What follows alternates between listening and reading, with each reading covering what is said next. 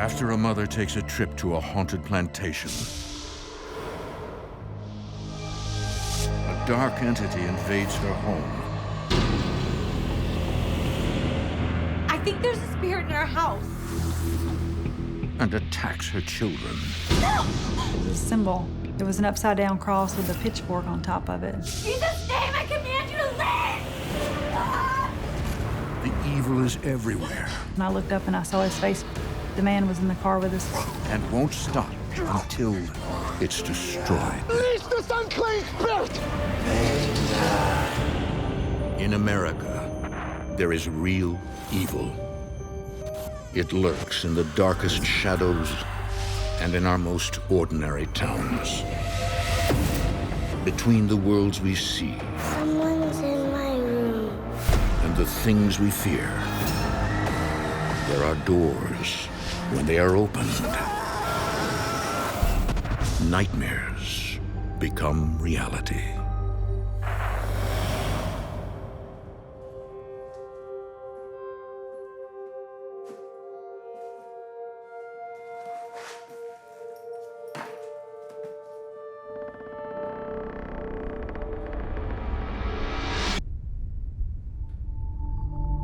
I had this eerie feeling that I was being watched. In the fall of 2010, Joy Stinson senses a presence in her home.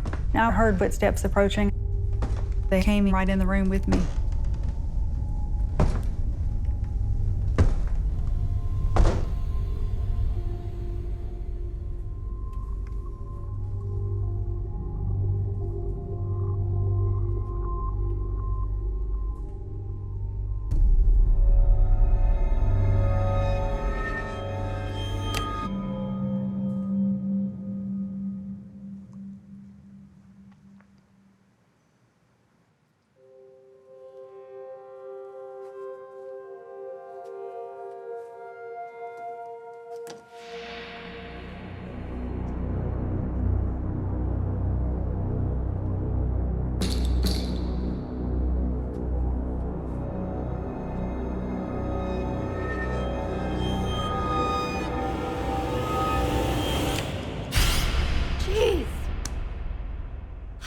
Honey, you scared me. I'm sorry. I just came down to see what was taking so long.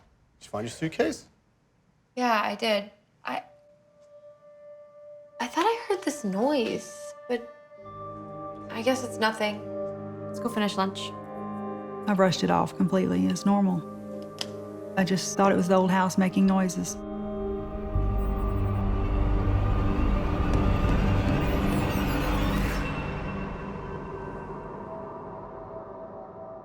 November 23rd, 2010 is a special day for Joy. I was a registered nurse. My colleagues from work, we were all close-knit. We had planned a trip. So who else is auditioning for the school play? Ellie, Allie, Emma, and Ellie's probably gonna get the lead because she's gotten everyone since like kindergarten. You're gonna be fine. Make Daddy run lines with you while I'm gone, okay? Okay. My oldest daughter is very close to me. She enjoys the outdoors, doing recreation, sports. Did you fix my dress yet? Yep, it's in your closet. Mom, I don't want you to go. Oh, I know, sweetie. But guess what? I'm gonna be with my friends, okay? My little girl, my baby, is just, she's bubbling with personality. She's got a spirit of her own. I love you. Could you do me a favor? Go get me my purse. My middle daughter is my brainiac. She's very smart, very into her schoolwork. She's a high achiever. Hey, What? try to have some fun while I'm gone, okay? Can't promise you. Try, okay? Okay, love you. Love you too.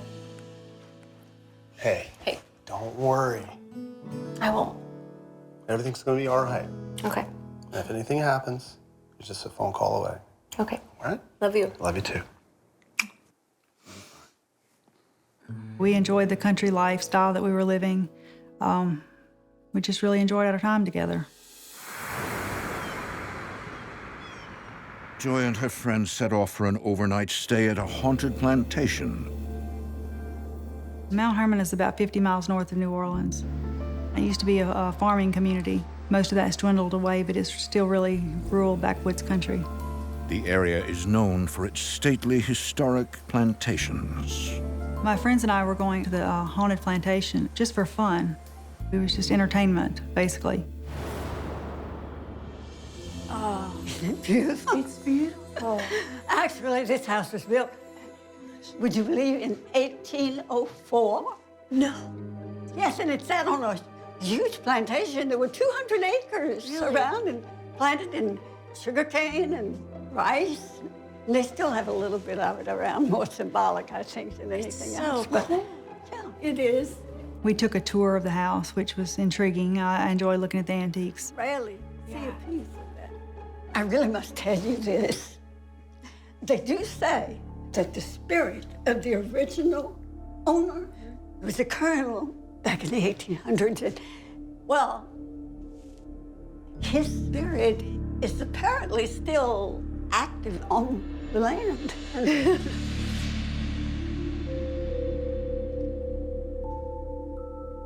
Would you like to see the parlor? Oh, love to. Come this way. It's very nice room.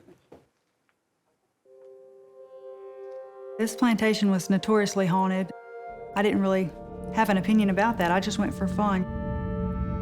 I wasn't sure if I believed in ghosts or not.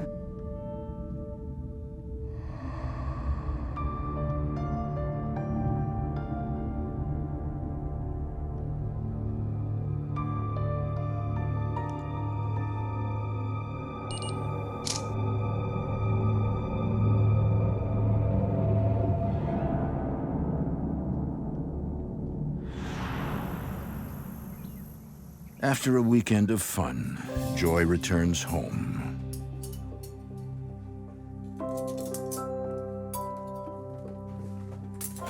Hey, babe. How was work? That was okay. I just found out I have to go out of town all next week, though. Ugh. I missed you this morning. How was the trip? It was fun. I just finished uploading pictures. You want to see them? Sure.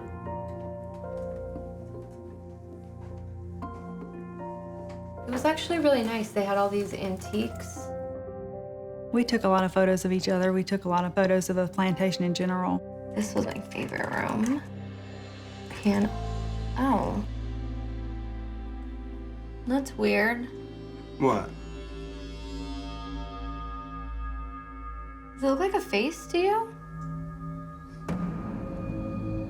It was a man's face with a strong jawbone, strong nose. It was definitely a man's face. I don't see anything. My husband, he wasn't that interested in it. He really thought it was nothing. He kind of brushed it off. But Joy isn't convinced. I wasn't sure what to think about it, if it was real, if it was not. It was disturbing, yet I was intrigued with the image. One afternoon, while her husband is out of town, Joy takes a nap after her shift at the hospital. My husband was gone a lot. He worked out of town as a welder with a refrigeration company, and he was gone during the week.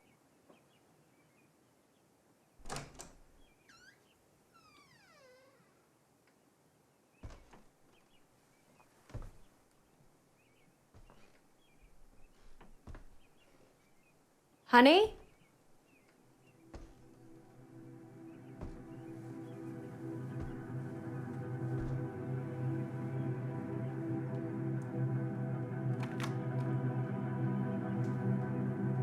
I thought my husband had come home from work early, perhaps.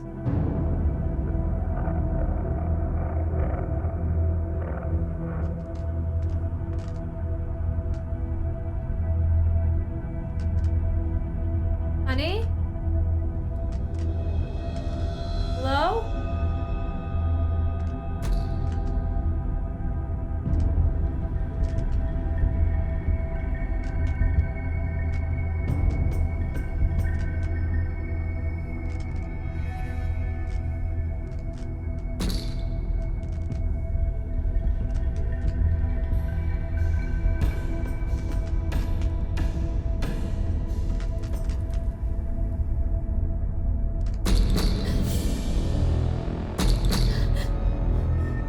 It was like a pressure that came up behind me. Something was in the room with me.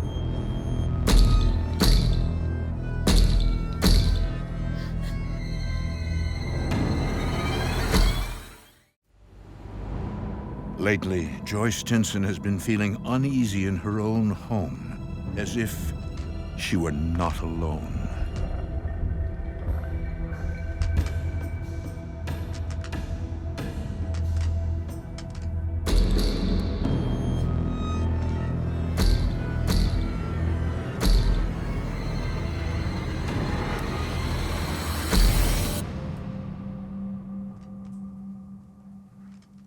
I turned around and looked, and there was nothing there. I didn't see anything.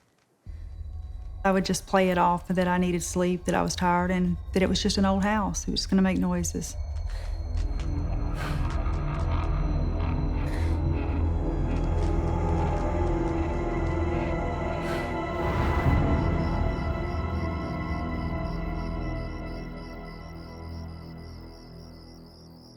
And in entertainment today, so Made popcorn.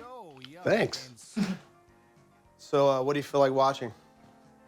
Anything but sports. All right, I'll find us a movie. play instruments and sing. My husband and I were in the living room watching TV, and our children were in the bed.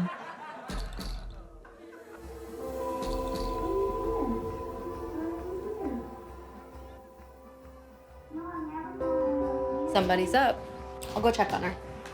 Don't eat all the popcorn. I promise. I thought maybe they were up playing around.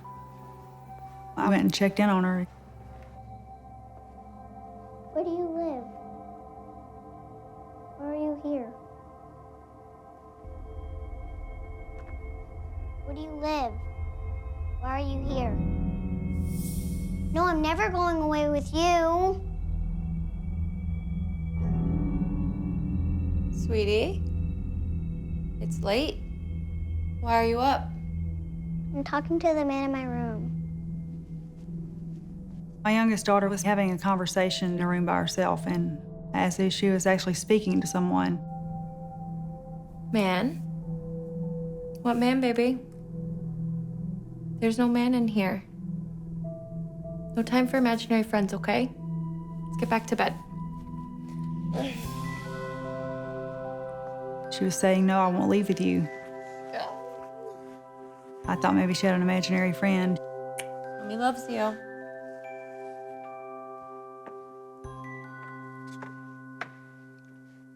Lights out, he near me. Lights out, man in here. Light out, really.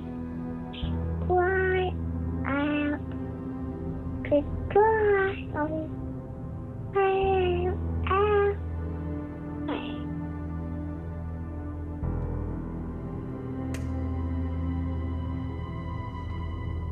Man in here? Where's the man, baby? He's right there. Can't you see him?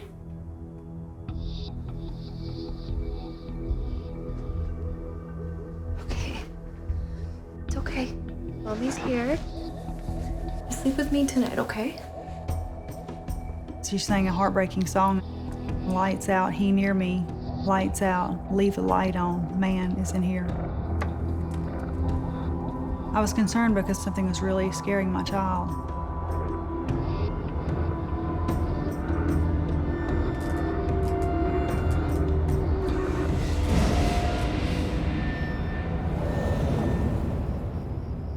Over the next few days, Joy can't help but think about all the strange events taking place in her house since her trip to the haunted plantation.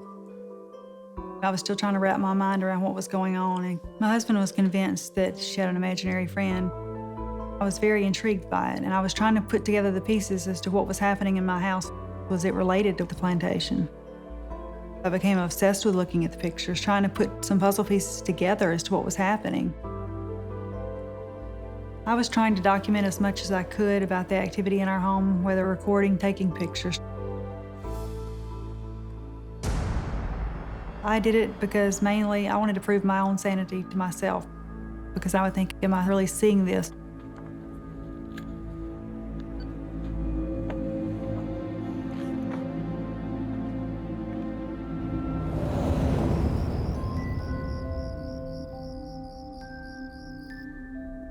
As the days turn into nights, disturbing events continue in the house.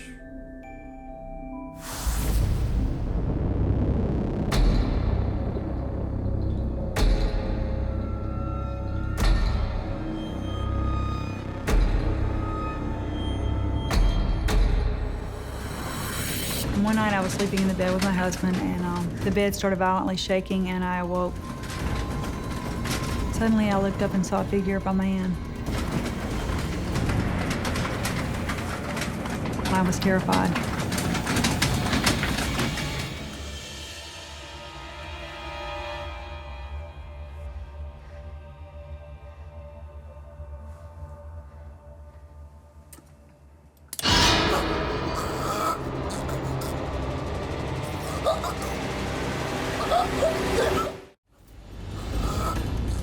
One night, Joy Stinson is awakened by a terrifying figure. I had this paralyzing pressure over me. There was nothing that I could do or say to make it go away. I was able to reach over and wake my husband up. What's wrong? What's happening? He could see me struggling against something, but he could not see the face that I saw. I'll pray. Jesus, we ask for your protection. We ask you, Jesus, to protect her, surround her, and keep her safe. He started praying, and when he prayed, it immediately left. Baby, what just happened? Are you okay? There was a man, and Are you okay? he was holding me down. I couldn't breathe. Man. Yes, from the photo, from the plantation.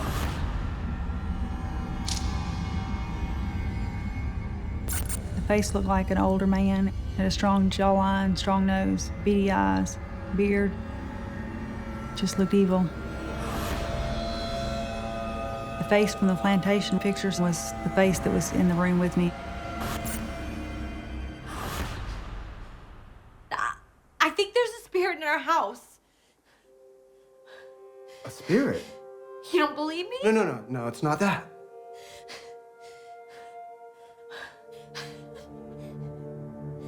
Listen, we'll call the church. They'll help us. Okay. I felt immensely guilty because I thought I had brought this into our home. It was my fault.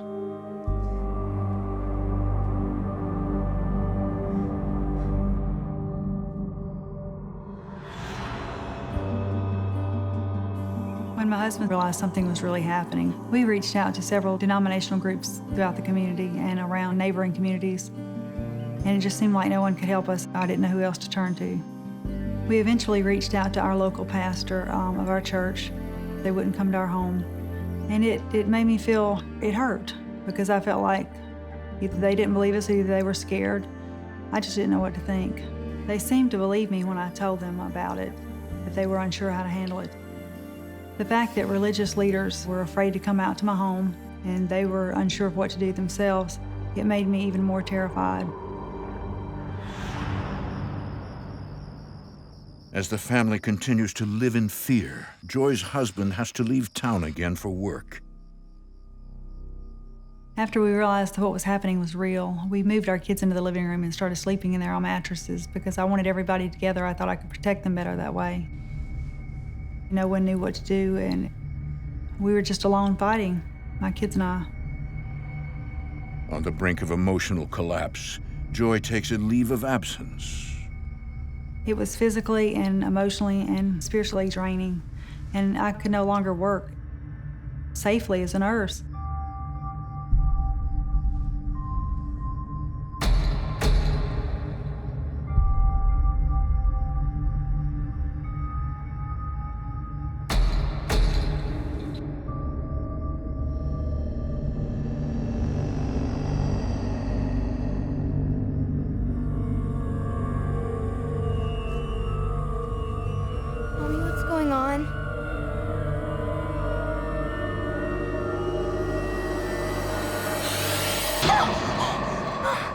What happened? Something hit my arm.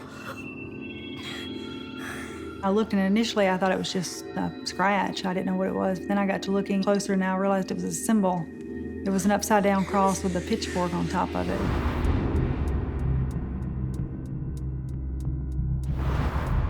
Seeing this mark on my child and knowing it was evil and of evil intention, it terrified me. The evil was just getting stronger and stronger. You're not welcome here! Leave us alone!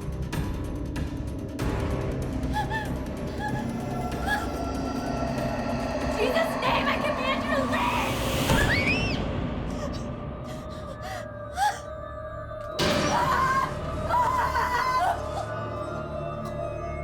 He came behind me and pushed me down on the floor and held me down.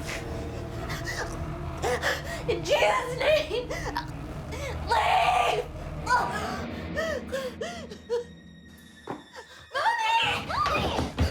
We gotta go, girls. We gotta go now. Get in the car, okay? Go.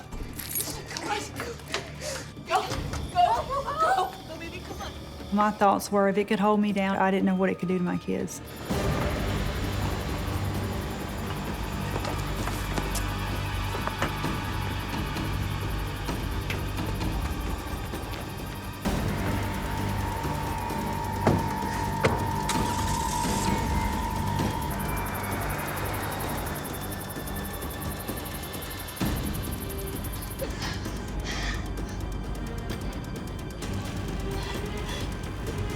Where are we even going?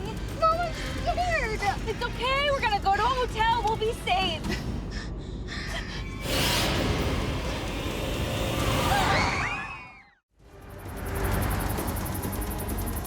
Joy Stinson and her family are being hunted down by some kind of evil spirit. Where are we even going? Mom, I'm scared. It's okay. We're gonna go to a hotel. We'll be safe.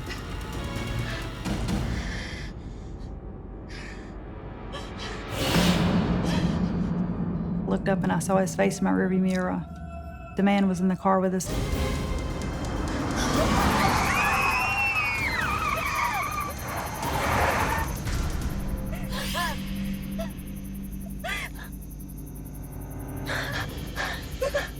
You okay? Are you okay? Are you okay? Oh, it's okay. It's okay. Joy is terrified. She realizes the entity isn't confined to their home. There was no escaping this thing. He was going to go with us wherever we went. Defeated, Joy and the girls have no choice but to return home. It was an isolating, terrifying feeling. There was nowhere we could go.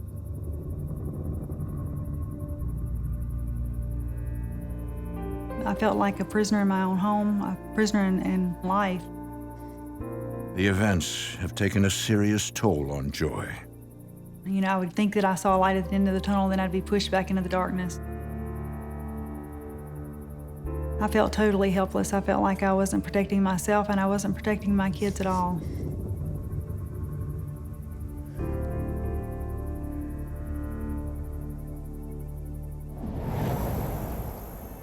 Desperate for help, Joy asks a local minister to come to her home. My name is Reverend Celeria Jones. I'm the pastor of Gaines AME Church in Franklinton, Louisiana.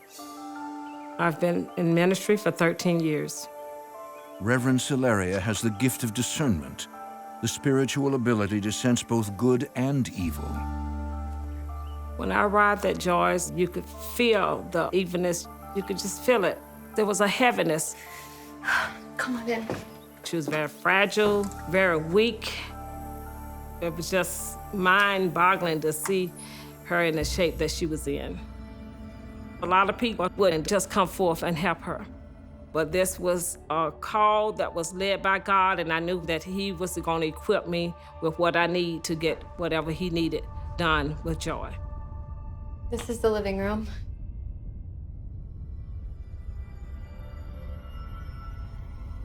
Joy, there's something strong here.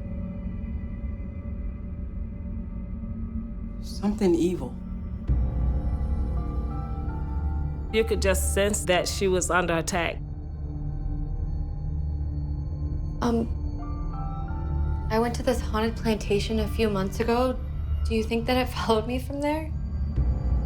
I don't know what it is, but I know the only way to get rid of it is through God. My initial reaction when she told me that that was the only way we could defeat this thing was through God was half-hearted belief. But the more she encouraged me, I started to realize that we could defeat this thing, or God could defeat this thing. Pray with me. I had no idea how I got there, but we knew then that something had to take place, that she had to be set free, that that house needed redemption. Father God, we invite you into this home. We ask that you protect Joy and her family. Remove any evil that exists here. In your name, we pray. Amen. Amen. In the name of the Father.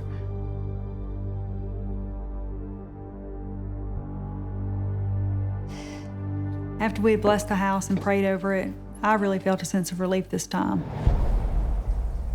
Over the next few months, Joy continues to pray on a daily basis, hoping she has chased away the entity for good. No, it's my go, because you only have one card left.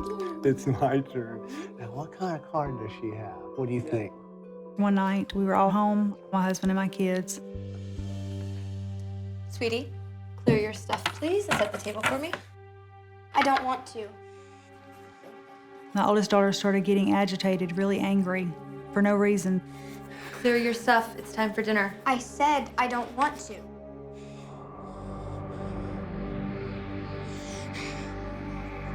Can I get a little help? Hold on, girls, I'll be right back.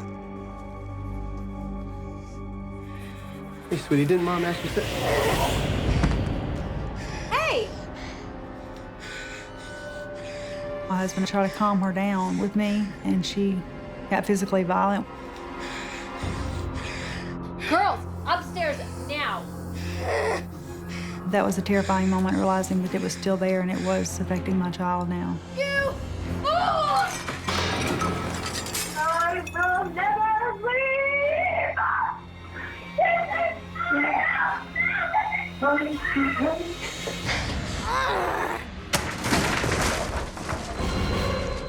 You'll never deliver me! Joy Stinson fears an evil entity has taken possession of her daughter. This is my house! This is my earth! You'll never deliver me!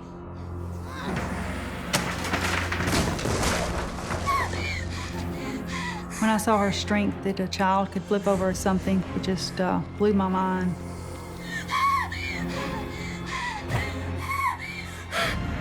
We need to pray. Dear Lord, please protect our daughter. Please watch over her. Whatever is inside of here is not allowed. Let her out. Please just use demons. Please don't let her out. Please, Jesus, is inside of her. Please. Honey, are you okay? What happened? Okay. We started praying and she started just calming down. She was quiet, her demeanor was back to normal, and I could see it was my daughter again. And she had no clue what she had just done or what had just happened. She had no clue. I realized at that point that this spirit had been inside controlling her body.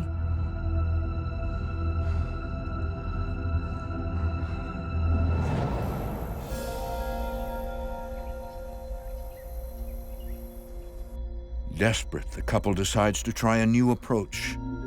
With the entity growing more powerful and her husband out of town for work, Joy calls in paranormal experts to review the evidence and investigate the house.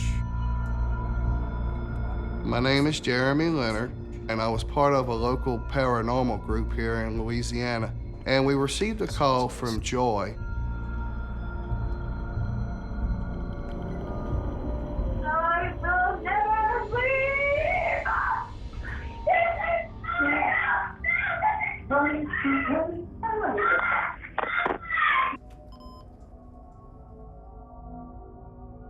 Joy showed me all this evidence that she had collected. She had photographs, she had audio, which absolutely just stunned me. Joy, real, right? I'm not crazy. You're not crazy. Something is happening. And we're gonna get to the bottom of it. There was actually something there. Hey, it's gonna be okay. Why don't you show me where this first happened? It wasn't here. While his partner remains with Joy, Jeremy investigates the home using a K2 meter, a device that detects paranormal activity with spikes in electromagnetic energy. As I'm walking into the bathroom, I get about 3 steps into the doorway and my K2 meter goes all the way to red. And it just holds there for like 4 or 5 seconds. And then all of a sudden it goes back to 0.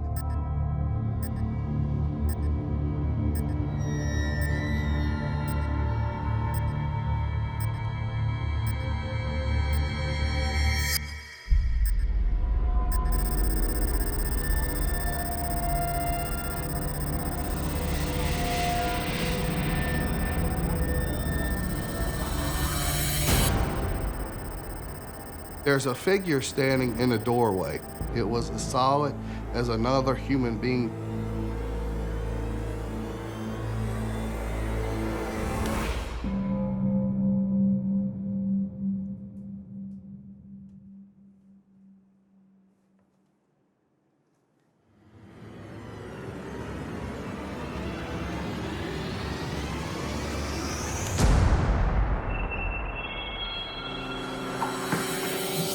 We were here.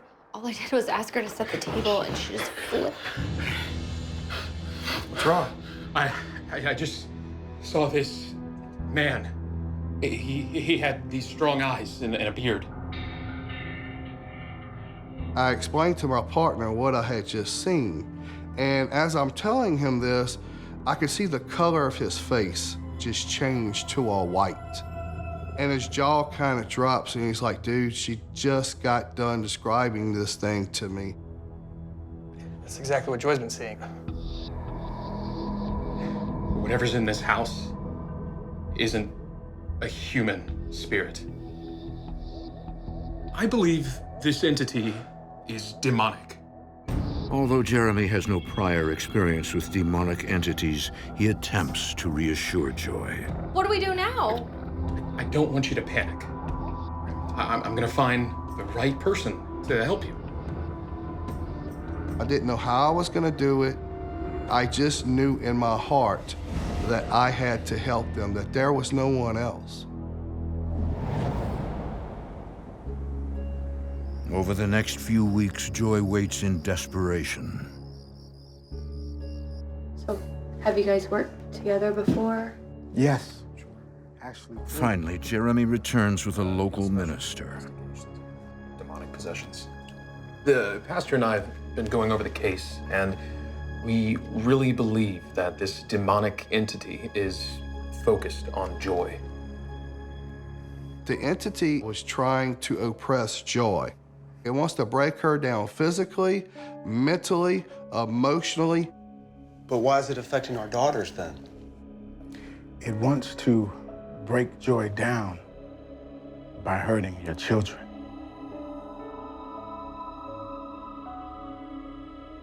Joy? It's all my fault. I should have never gone to that plantation. This didn't follow you from there. It's not earthly. I'll realize that it couldn't have possibly come from a plantation that hundreds of people visit every year. I felt that it had to come from somewhere else, that maybe she wasn't telling me the whole truth. Joy, has there been any extra activities that you've been involved with spiritually? Let's say, perhaps witchcraft? No, never. Are you sure? Because we have to know if you have been involved with witchcraft. He kept asking me, had I been involved in witchcraft? Had I played with the spirit board, anything like that? And of course I hadn't. Joy, I'm going to need for you to take your time. In fact, give me your hands. Close your eyes. He kept saying, there's got to be something in your past that's brought this on. And think very hard about any type of situations you may have been involved with regarding spirits.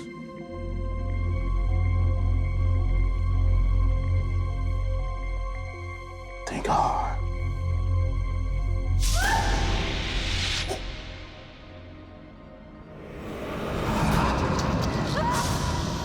Suddenly, a terrifying memory comes rushing back.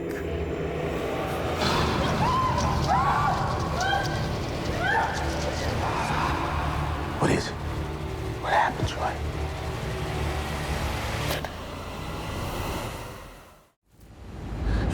Joy Stinson has been struck with a terrifying memory. What is it? What happened, Troy? Honduras. It all happened in Honduras. What happened in Honduras?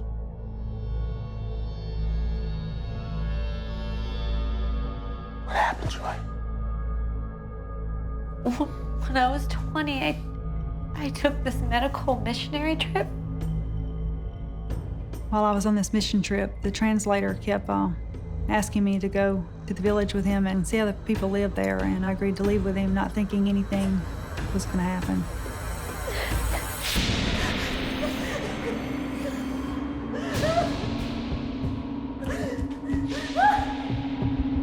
I realized that this was a setup, that they were waiting for me there.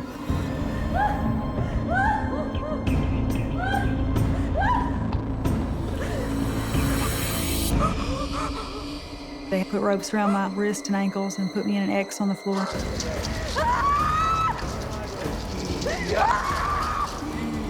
They all put their thumbs in blood and put their thumbprints on my forehead. I thought I was going to die. I really didn't know if I was going to live or not. I thought they were going to kill me. Everyone was gone, and so I just walked back to the church. Why didn't you tell me? I tried to forget. Oh, I'm so sorry. I'm so sorry. She basically blocked it out from her conscious mind. I believe they used you as a pawn in a demonic ritual. When the man pressed his thumb on Joy's forehead, he transferred a demonic entity into her, and she became a vessel for this entity. When you captured that entity on camera at the plantation, that was the demon. But why now? It's been with you since Honduras, but I believe with Joy's increased interest in the photos she caught, that she allowed it to grow stronger and more aggressive. So what do we do now? Are the children going to be okay? We'll have to perform a deliverance on you. And it will be at that point where your children and you will be set free. Once the pastor explained what had happened, how this attachment had began, and I realized where it had come from originally, I felt more capable of battling this thing because now we had some ammunition to go with here. Jeremy asks Joy to gather any items she still has from Honduras.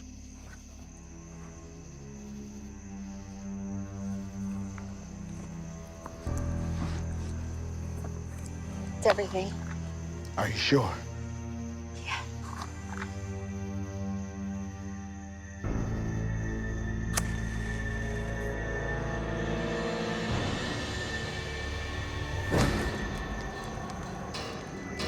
As soon as they lit the match, I completely blacked out. I don't remember anything.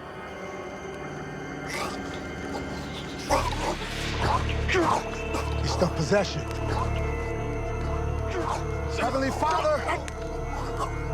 Heavenly Father, send your angels to attack this unclean spirit. Drive them out of your child, Joy. Hold her head. This holy oil is anointed by the blood of the Lamb through Jesus Christ. We ask you, Father, to release this unclean spirit within the name of Joy. Take it out of Joy. Take it out of her body now. Forever, for and forevermore.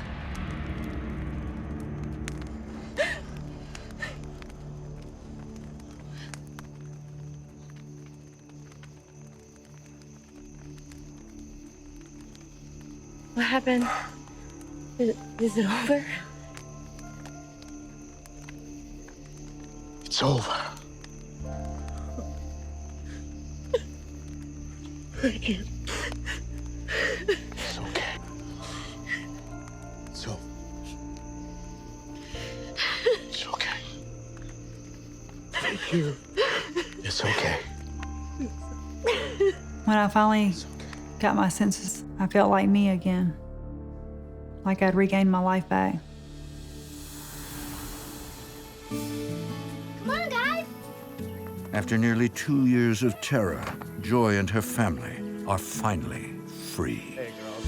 Whoa! You want me to push you? Let me push you. Everything was very much different. Everyone was less tense.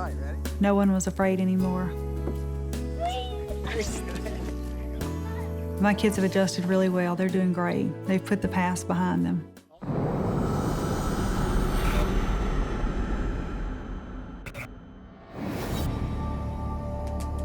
A mother's interest Are you back? and a father's disbelief in the paranormal How many times do we have to go over this? Ghosts do not exist, all right? Really? reaches a new level.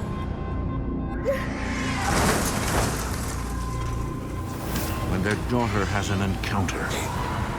Get out! Get out! She was hearing voices. Tell me, who won't leave you alone? The ghost. She couldn't control what was being said in her head. I wish you were dead! Is he real? Or just a figment of the imagination?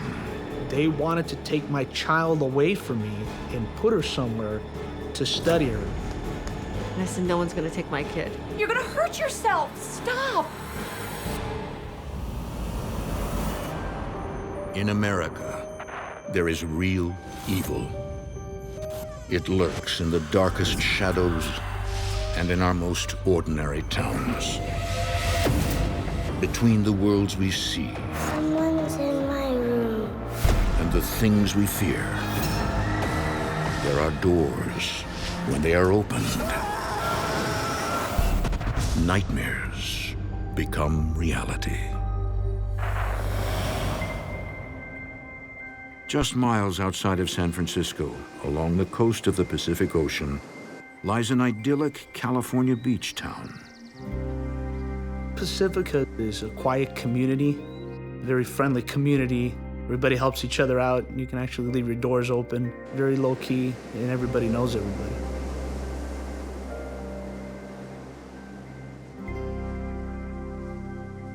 In 2016, Emiliano Balistreri, a San Francisco police officer, is getting ready to head into work. So I've been a police officer for almost 18 years. I'm currently assigned to a night watch. Hey, I was watching that. 8:30, kiddo. Time for bed. Just a few more minutes, please. Stuff will rot your brains out. Despite working nights, Emiliano does whatever he can to spend time with his daughter, Alyssa. How about a book? Alyssa and I are extremely close. I come home from work every morning, make her breakfast, get her dressed, get her to school. Aha! Not that one. I've read it a million times. Alyssa is very outspoken. She's a little bit defiant, very energetic. It's getting late. You should probably get going. Okay, fine. That's my girl. You know I love you, right? My husband and Alyssa, they are so close. She's a total daddy's girl. My daughter, Alyssa, and I, our relationship is very open. She tells me everything. Sometimes she tells me some great stories. Angelina and Emiliano have been married 14 years. See you at breakfast? It's a date. He's just such a family guy and and he's just strong. We have a great relationship. Angelina, Alyssa, and myself are a very tight family. Hey, you stay out of trouble. No, you stay out of trouble.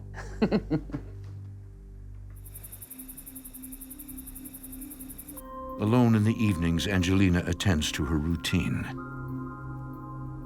When Angelina and I got married, I was assigned to midnights, so she's very used to me working at night. We have an alarm system, so she's secure in the house. My husband's always working. It was a little concerning for a little bit, but I gotten used to being home alone.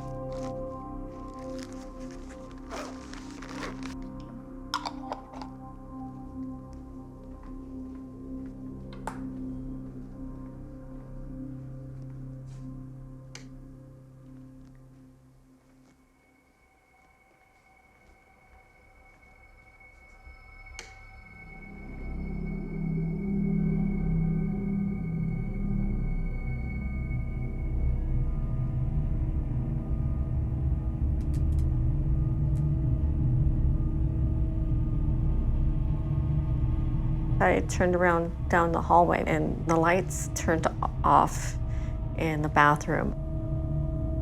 Hello? Are you back? It's been a while. Angelina is not the least bit startled. I've always felt a presence in my house. The lights in my house would constantly burn out. I would hear noises, boxes moving, things getting knocked over. At times I would hear a voice. I wasn't too scared about the presence so much. That actually got me interested in the paranormal. Okay, well, going to bed now. Good night.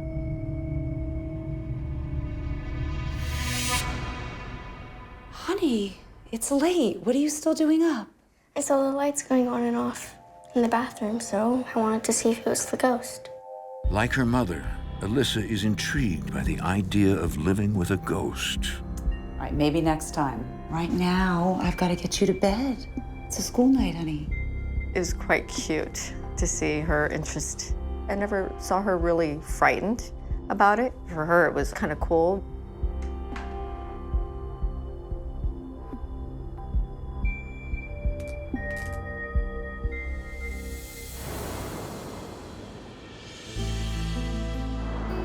One afternoon, Angelina picks up Alyssa from school and pays her friend Harvey a visit. Hey there.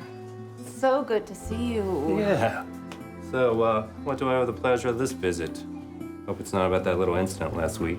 The kid got what was coming to All him. right, just relax. I'm not here about that. I met Harvey when he was Alyssa's teacher. We just started a conversation, and actually, we just hit it off. Are you going to talk about ghosts? Can I stay, please? We figured out we had a common interest in the paranormal, and we just started a friendship. I was excited to know that he knew a lot about the paranormal because I needed to know more. I was just starting to be educated about it, and I was intrigued that he had been doing it for so many years. Why don't you go get yourself a little snack, okay? Outside of his day job, Harvey has worked as a paranormal investigator for more than 20 years. So, what's up? I have a favor to ask you. All right, you know how we've spoken a few times about how I think my house is haunted? Yeah. Well, I really need to find out for sure. I was hoping you could help me with that. Actually show me how you work. Angelina, when she found out I did paranormal investigating, oh, she was very excited. She had so many questions. So many questions. She was very inquisitive. Flickering of the light, and then not just... She told me there were some things going on at her house and asked me if I could, train her in how to do it. I think that might work best for you. She wanted to know that she wasn't crazy, and she wanted to catch something, evidence of anything. I can come over this weekend. Perfect. But But what did Emiliano say? My husband wasn't a believer in the paranormal. I kind of kept a lot of the activity to myself. We'll find out, won't we? Okay. I needed to know more. I was convinced there was something going on.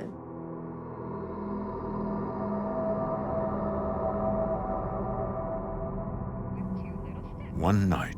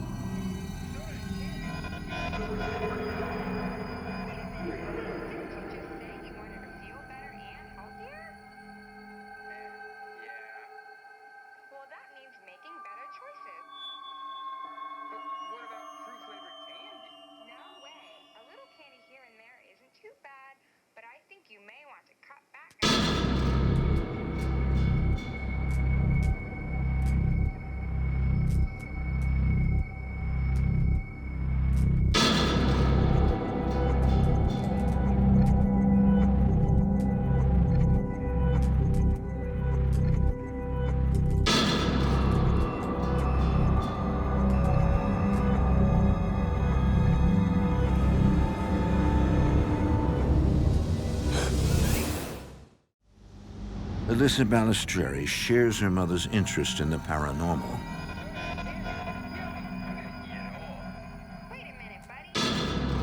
But one night, she actually sees something.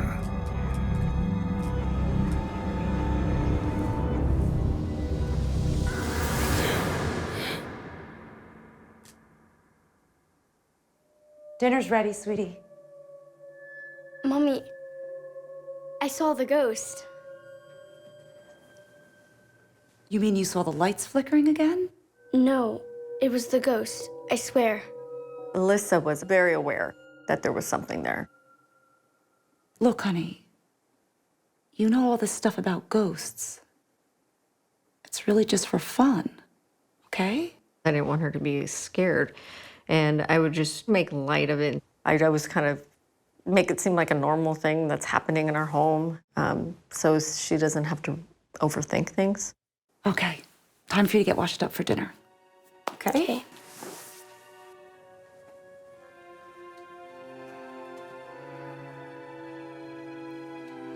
Is it a nice ghost?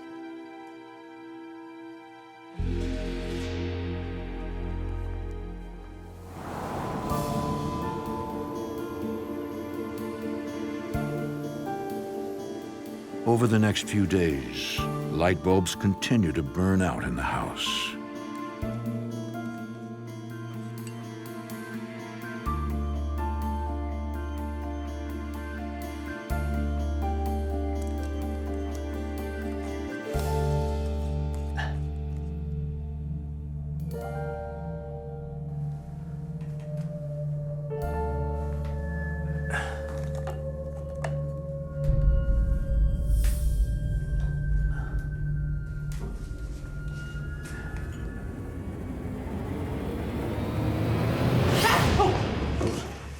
Did I scare ya? Alyssa, that's not nice.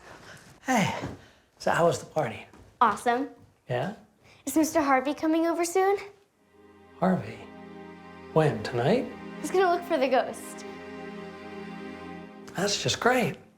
I didn't like the fact that Alyssa was very much into the paranormal. Why don't you go play?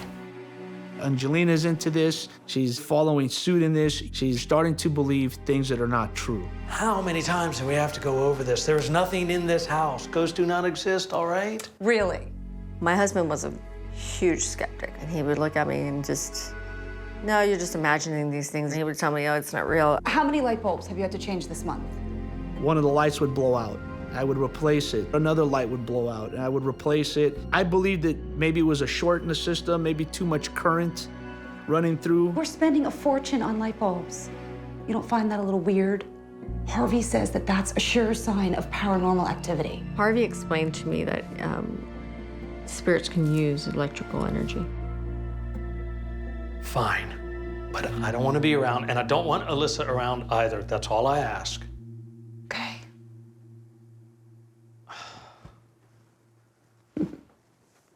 ghosts. I had no problem with Harvey or Angelina, doing what they have to do around the house. I wanted nothing to do with it. If that's what they enjoyed, I'm empowered to you. Just keep me out of it. That night, Harvey arrives. Okay, so some of these things are highly sensitive, fragile, but this one, just a general magnetic field. I see it as a meter. Yeah. This camcorder, it's like infrared, so you can mount it in a corner. When Harvey came over to my house to investigate, I was so excited. My first paranormal investigation. This, just for sound. I brought a couple of my little gadgets with me. I brought a Gauss meter. I brought a digital recorder. She wanted to learn the proper ways of using the equipment to see if she could capture, activity. Huh. What's this? That is the K2. So this can pick up on the most sensitive electromagnetic fields in the room. This is probably one of the best tools in my kit. Okay. So that was really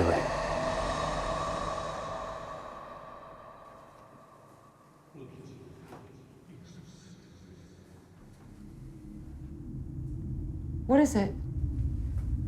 Harvey's not only a paranormal investigator, he's also an intuitive. He can sense spirits as well. I actually started feeling something. Most people say, the hairs on the back of my hands raised up and my neck. Not me. Between my eyes, it starts to buzz. Did you feel that? Yeah. There's definitely something here. I felt the temperature change. Very chilly, like a cold breeze going across the front of my face. What is it? Look, do you see that? Oh, it's strong in here. Drop in temperature usually indicates a possible spirit energy trying to manifest. It's like a vacuum. It's drawing the nearby energy as it can and inadvertently reduces the temperature. It's activity. That's our ghost. I felt a presence. Didn't know who it was. To me, it did feel male though, but I couldn't say for sure. But I didn't feel anything negative. The investigation confirms Angelina's belief that her home is haunted. It's off the charts. Wow. I was right. There was some paranormal activity. Over the next few days, Angelina is hooked. The experience only fuels her interest in the paranormal.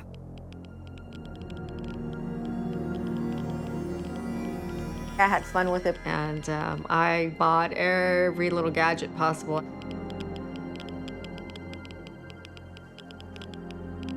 Harvey, he just says, if they get playful, they get naughty, make sure that you just, with conviction, just tell them just to not bother you.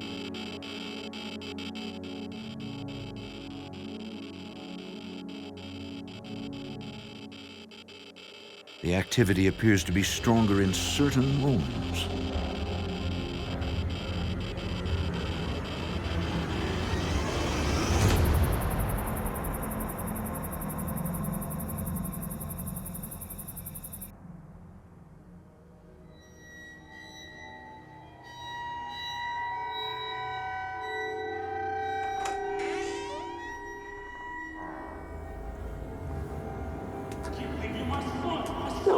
No. What do you want from me? No. Get out. Get out. No. Get out of my head. No.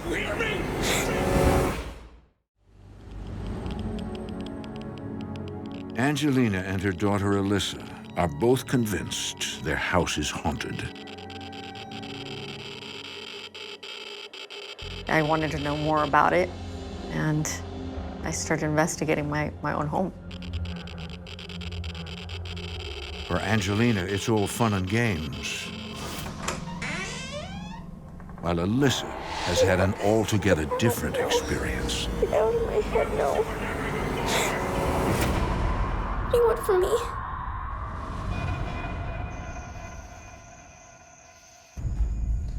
There is one skeptic in the family. Emiliano thinks it's just a harmless pastime.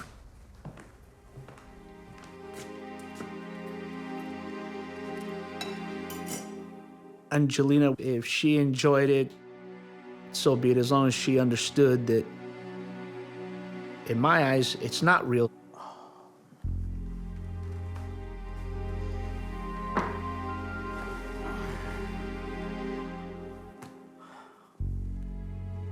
I was a non-believer. I would debunk everything and anything. I would make jokes of it. I would think people were crazy.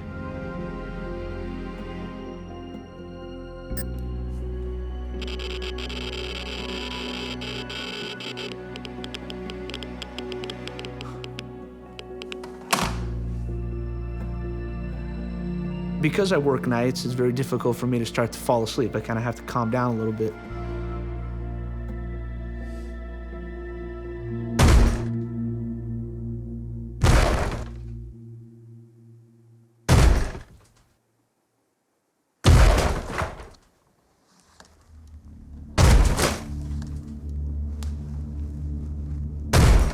I started hearing a lot of banging, very loud banging coming from the front door.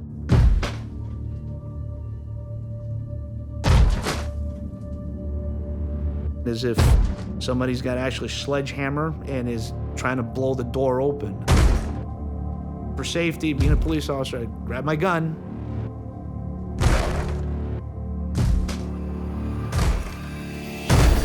Who's out there? And opened up the door, looked out.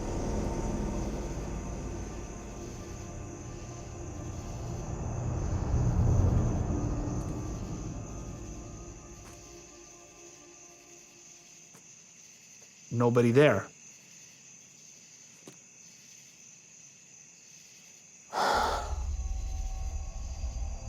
Damn kids.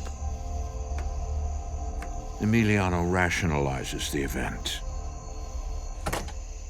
My first initial thought was maybe high schoolers, kids, run around doing a prank.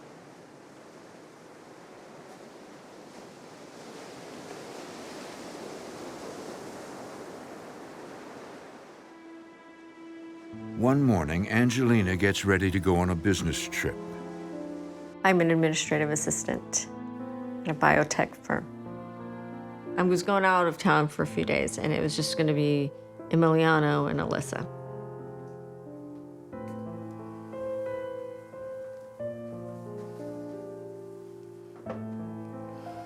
Maybe I should cancel. I really hate leaving her when she's not feeling well. She'll be okay. I took her temperature. She doesn't have a fever. It's okay. I'll take good care of her.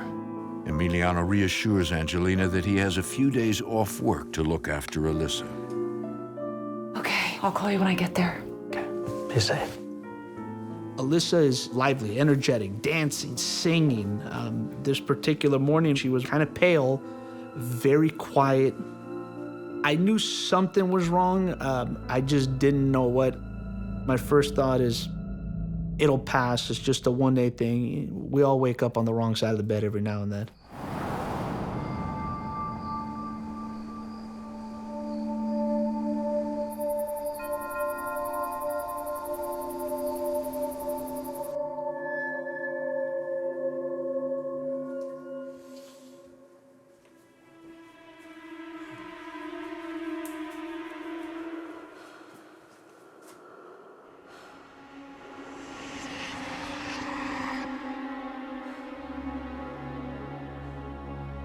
I heard what sounded like heavy breathing.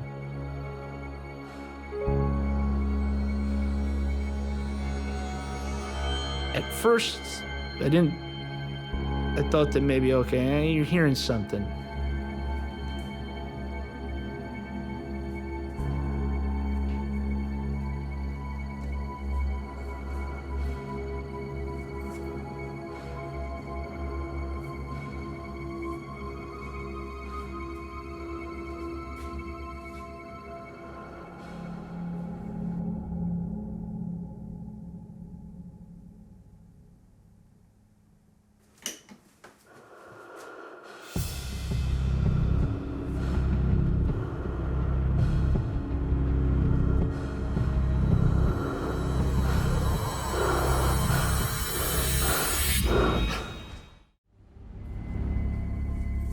While his wife is out of town, Emiliano Balistreri, a San Francisco police officer, makes contact with something he can't explain.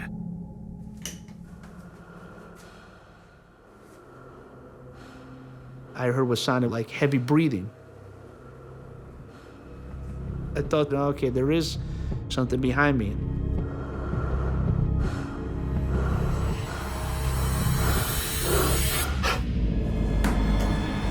I felt something grab my right shoulder. I immediately spun around, thinking somebody's behind me. There was nothing there.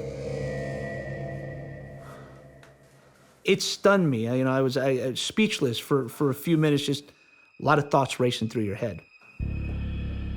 Doing the job that I do, you have to solve problems. And this one here stumped me because I could not solve it.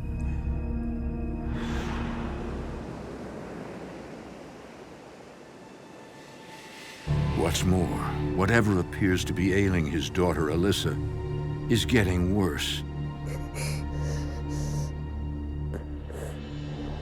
Daddy, make him stop. Please make him stop. He scares me. He's saying things to me. Bad things. Bad things. As the week went on, I noticed that Alyssa was changing. He's saying things to me. Alyssa was telling me that she was hearing voices in her head. I knew something was wrong. I started to worry that it could have been a medical cause. Get out. Get out. Get out. Stop. Get out. My God, what's going on? I don't know. She hasn't been herself all week, and then I come in today and she's like this. Out. Alyssa looked very tired, very worn out. You could tell she was going through a lot. It was like, it was not my child. Get Alyssa, what are you doing? out. Get out. Stop it, honey. Why are you doing this? Out. Get out. Get out. Get out. She was just hitting her head, and she wanted it out. She was saying, I want it out, like knock it out of me, get it out of me. Get out. Get out. Alyssa, you're gonna hurt yourself. Stop. Please. Honey. Look at you. You're stupid. God, you're a moron. I hate you. You're worthless. I wish you would die, do you hear me? I wish you were dead. She said mean, hurtful things out of nowhere. She looked fearful with the eyes of like, I need help. I need you to help me. Baby, you won't leave me alone. Why won't he just leave me alone? Alyssa was scared. She couldn't control what was being said in her head. Baby, tell me, who won't leave you alone? The ghost.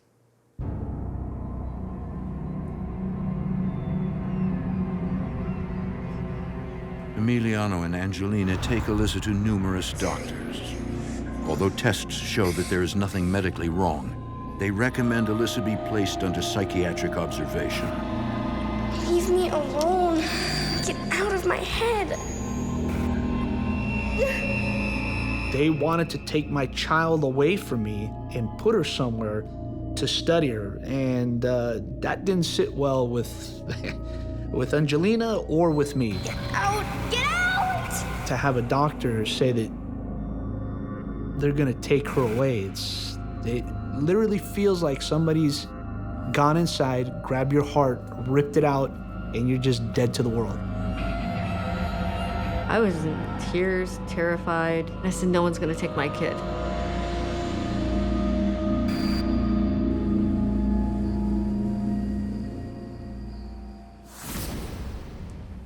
Alyssa's parents are beside themselves. It was heart-wrenching, but we were comfortable enough to take her home. They let us take her home.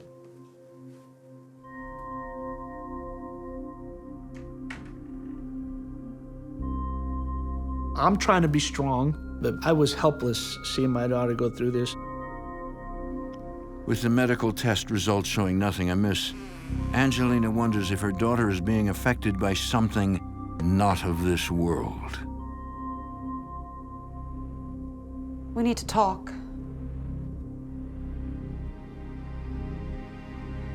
Please don't get angry, but I think what's happening with Alyssa is paranormal. Can't believe I'm saying this, but you might be right. I sat down with Angelina and just giving all the facts. I said, you know what?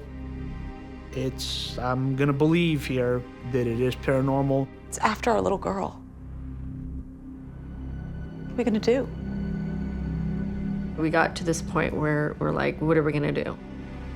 For my husband to believe in the paranormal was quite a turning point. Emiliano looked at me and he said, call Harvey.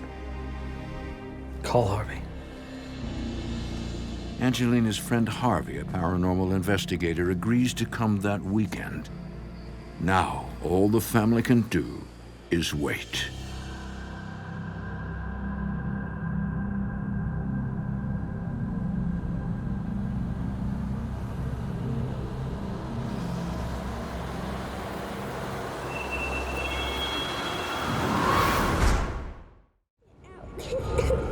Alyssa Balistreri has been acting unlike herself.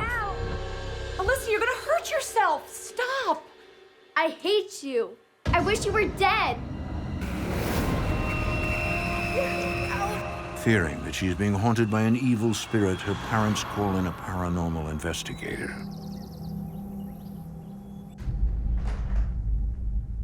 Thank you for coming.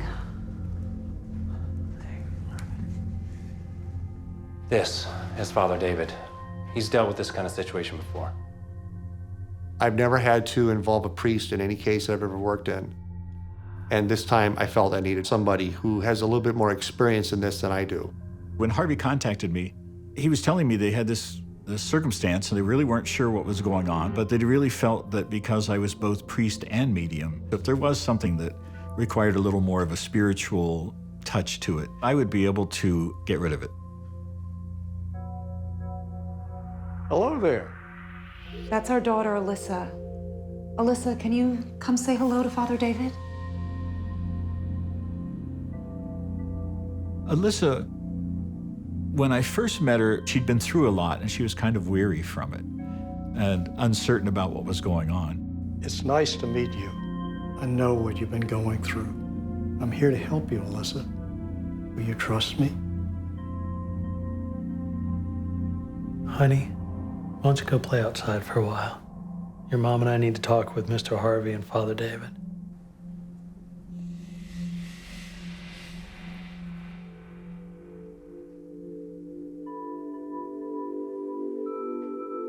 Okay, what exactly are we dealing with here? I mean, is this some kind of demon? No. Presence I sense here, it's not necessarily evil in nature. Wouldn't you agree, Father? Yes. I feel anger, hatred, fear. It's dark energy, but it's definitely not demonic. Finding out from Father David that it was not demonic was a huge relief. But Alyssa, when she has one of these episodes, it's as if she's possessed. She's not under possession. She's channeling the spirit. Alyssa has the gift. For entities from the paranormal world, it's like moss to a flame. David had some interesting news for us that we have a sensitive child. She could see ghosts. She could feel ghosts. They come to her naturally. Okay. Are you saying our daughter is psychic? That's crazy. How is that even real?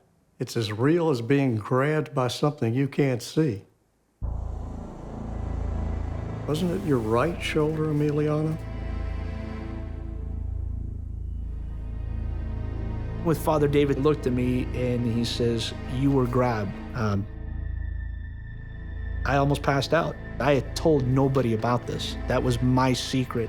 That point right there changed my whole outlook in life regarding the paranormal. This guy's the real deal. This is true.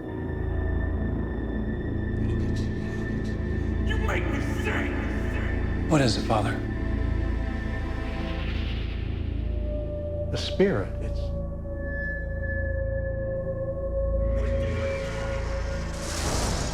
I need something that belongs to you, something that's important.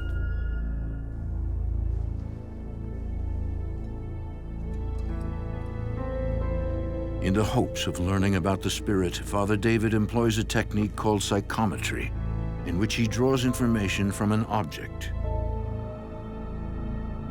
What the object does is it helps give me a place to focus. It's like being able to take a 360-degree view of the recent history of that person.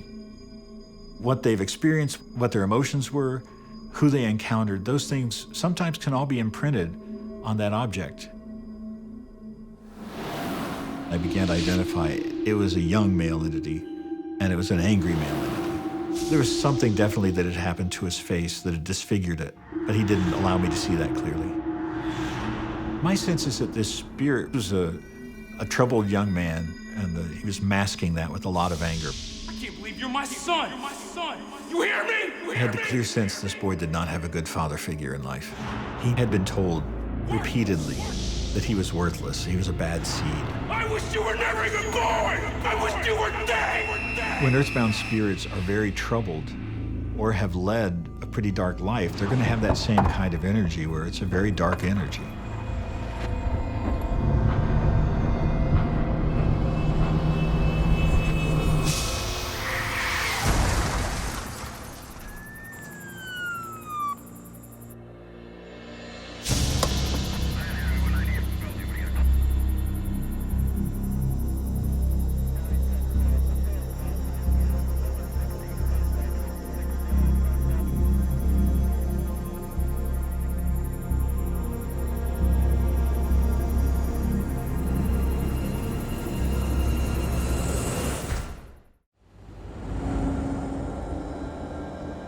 While investigating a haunting at the Balistreri house, Father David senses a spirit's past using a technique called psychometry.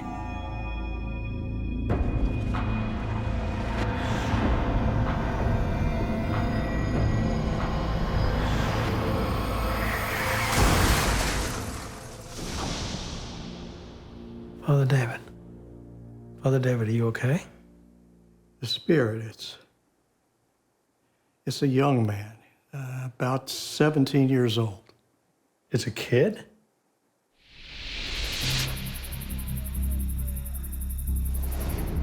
He died in a horrible car crash. This boy had been driving a car at a high rate of speed on a winding road, and he had lost control of the car. The force of the accident just tore him apart. So he was dead in an instant, but it was a horrific way to die.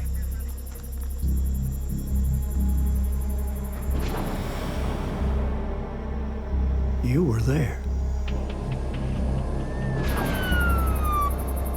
Yes. My God, I remember him. Is it really him? I did go to an accident scene where it was a teenage boy. He died on impact. There was no chance of survival, and it was pretty gruesome. He followed you home. He was scared. He doesn't know where to go. Emiliano was the first one on the scene, and this boy didn't believe he could cross over. So he saw Emiliano as a comforting presence and as a place where he could have stability. So he attached himself to Emiliano and followed him home.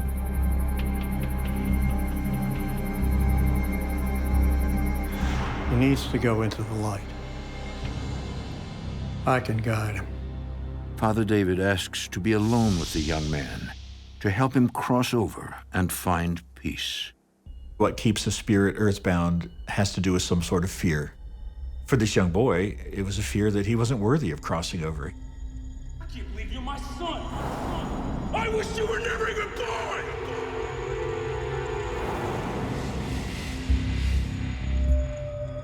Don't be afraid. You're going to a place where you'll be safe, where you'll be loved. I promise you this.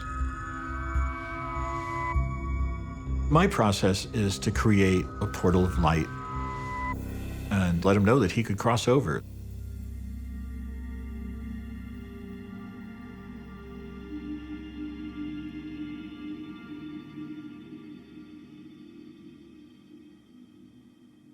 Go into the light, my son. You'll find peace, happiness there. Go on. God is with you now.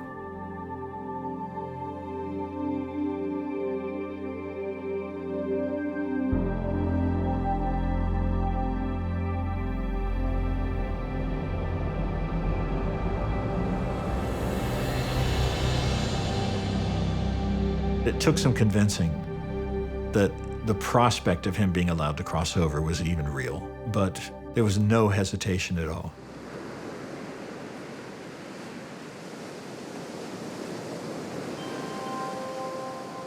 Afterwards, Father David conducts a house blessing. Jesus talks about how if you clear out the space, you need to fill it with good, and otherwise you're just leaving an open space that anybody can step into. Hello, I'm Miss America, and I am here to entertain. Oh, let's see. Weeks later, there is no sign of paranormal activity in the Balistreri house. After the blessing, the overall feeling of the house was lighter. We just exhaled like, it's finally done.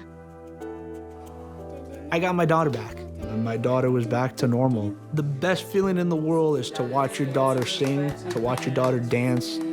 Not a peep comes out of her about what happened. Just vanished. It's like it was a dream. Thank you. Oh. Thank you. This whole ordeal has changed my life completely. I believe there's another world. I believe that there is a paranormal side. This experience has not changed my views at all. I am still actively investigating the paranormal, and I accept it, embrace it. We love you. Love you too.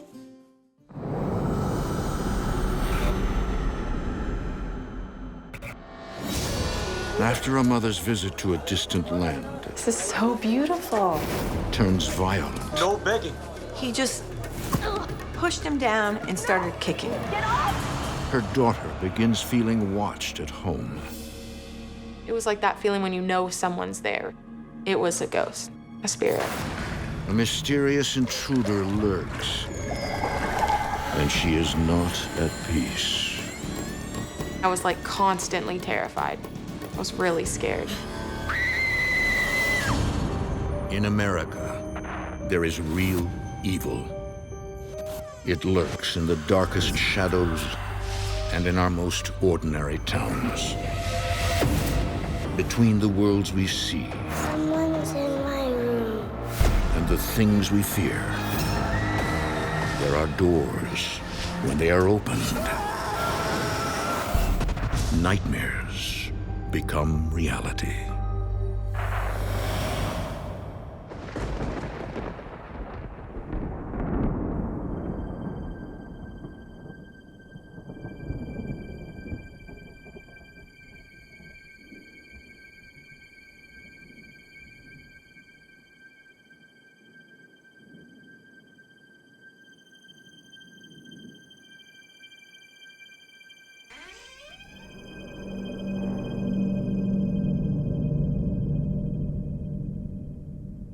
For months, 15-year-old Kara Dravis has been having otherworldly experiences in her home.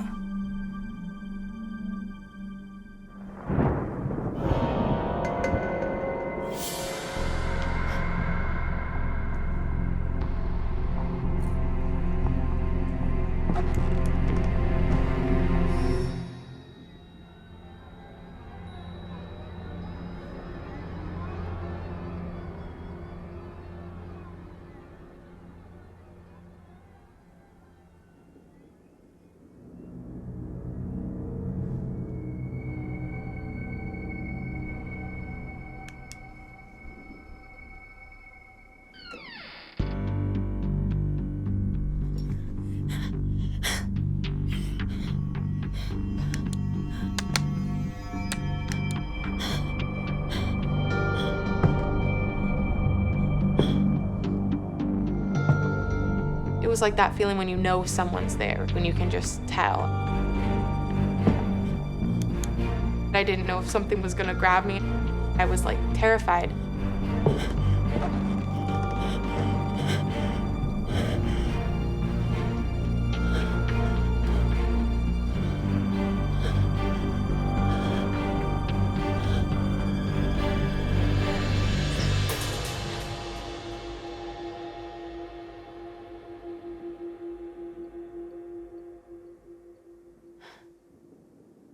I kept telling myself, this isn't real. You're imagining it. You're imagining it.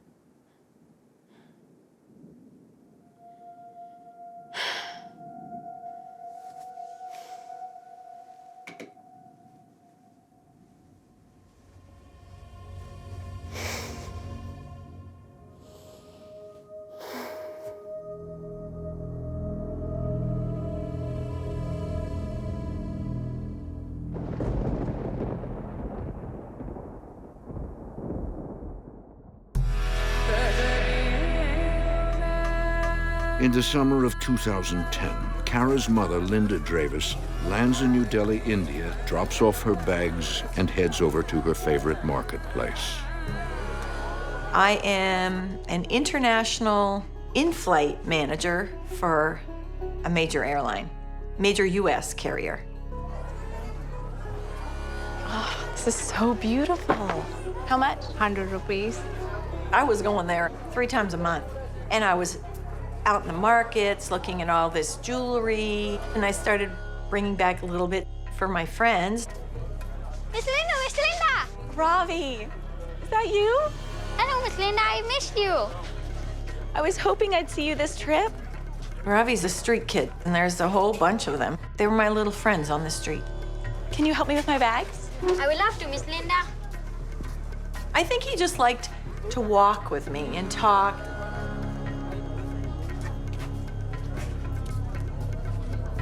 These are so beautiful.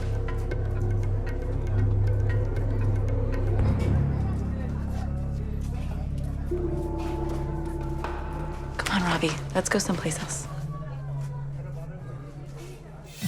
How many times have I told you no begging, huh? He's not begging, he's with me. I'm like, no, no, no, no. I've known him for 2 years. He's never stolen anything from me or begged. Madam, you go do your shopping and you leave him to me, okay? Come here with me. You never listen to me ever, do you? Ravi! You have a problem listening? Come back in.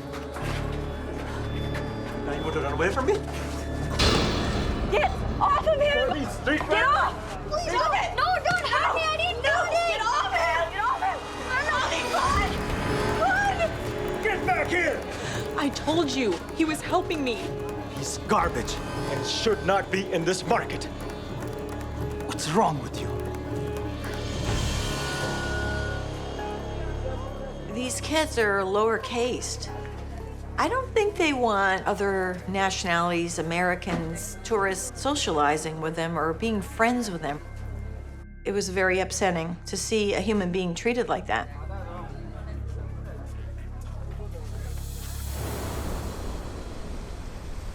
A few days later, Linda is back at her home in Stuart, Florida, a stark contrast to India.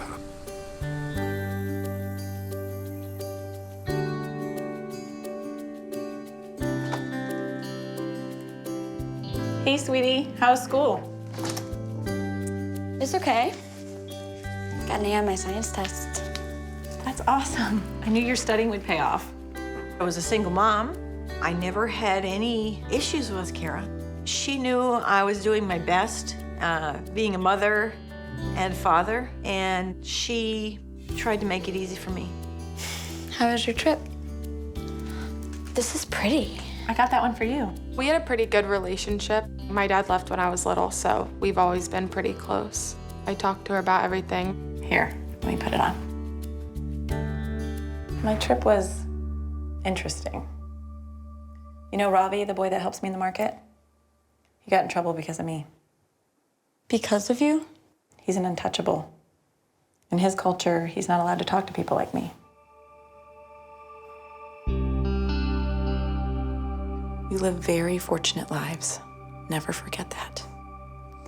I know, Mom, because you tell me every time. I love you.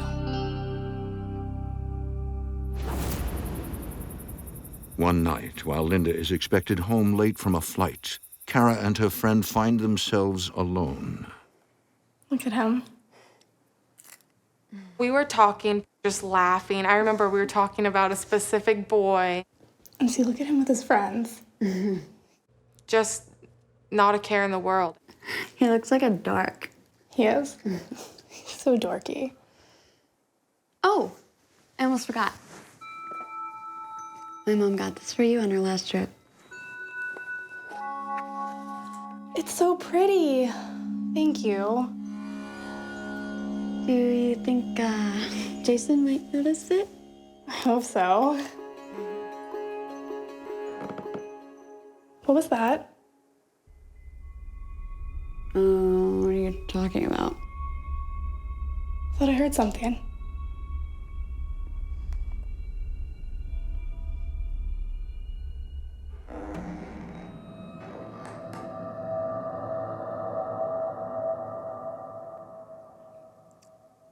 I guess my mom's home.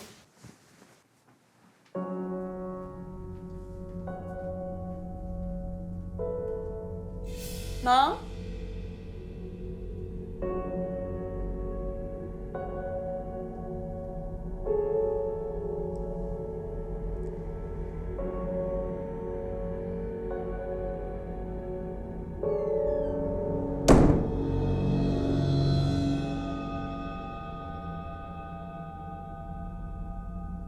Lexa, it's not funny.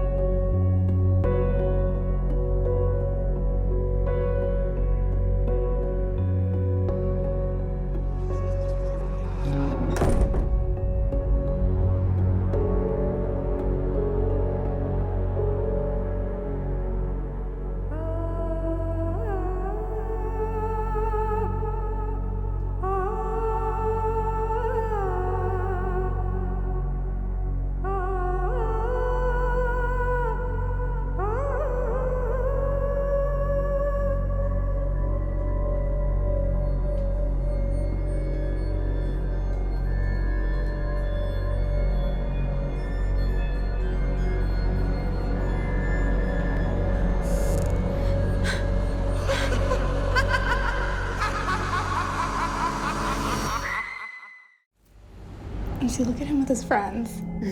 One night, while home alone, Kara and her friend experience the scare of their lives.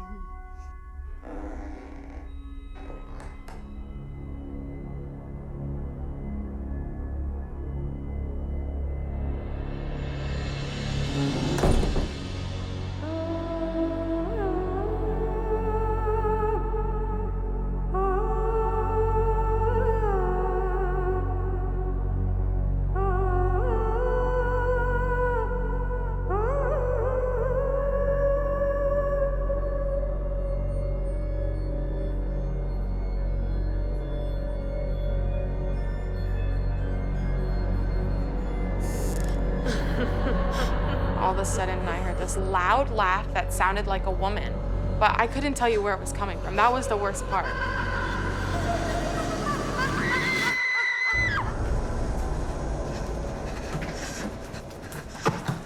Kara, are you all right? What happened? What was that noise? I don't know. I think there's someone in the house. Where are the knives? Top door.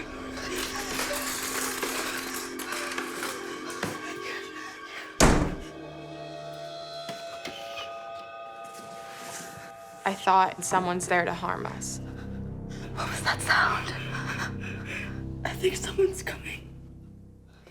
We were terrified.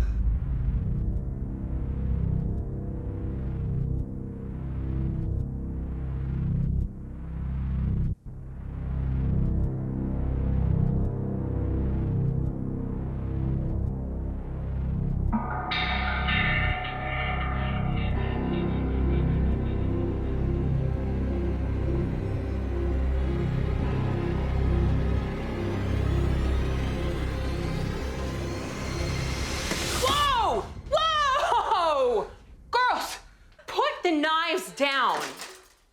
Her mom came in the door and she was upset. What is going on, girls? I have been knocking for like 5 minutes. Oh, There was this voice and just laughing, and we thought somebody was in the house. What in the world? It is very late. You need to stop watching those scary movies. Lexa, are you ready to go? I'm coming too. Did you check with your mom? Oh, just at least text her. I didn't want to be home alone. I was like, I'm getting out of here. I knew there was someone in my house. Lexa, where's your bag? It's in Kara's room. I'm not going to get it. Girls, this is ridiculous. There is no one in this house. Lexa, go get your backpack now.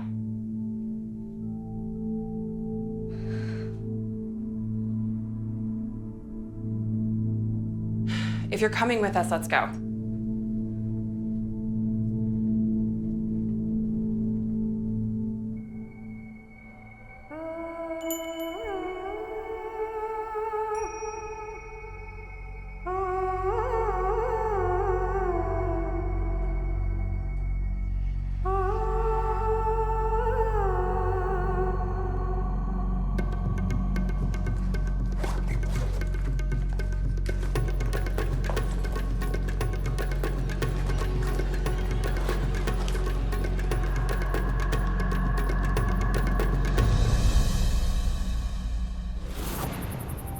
Later, Kara's mother is surprised to find she's not home.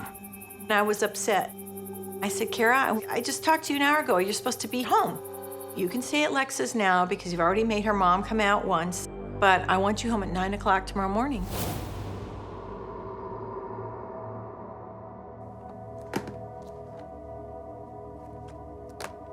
The next morning, Linda confronts her daughter. Mom, I don't understand. It's not fair. I'm not gonna have you scaring yourself like that anymore. I accused her of watching scary movies, which made them freak out. I said, Kara, grab up all those scary movies. We're throwing these in the trash. After playing the event over and over in her mind, Kara makes a realization. Mom, you don't understand. There was something in the house. It was laughing at us. We weren't even watching scary movies. I told my mom that I realized that it wasn't a lady. There was no lady in my house. No one had taken anything. It was a ghost. There was something there, a spirit. You're being ridiculous. There's nothing in this house. No more movies. And you know what? No riding lessons for a month either. Mom!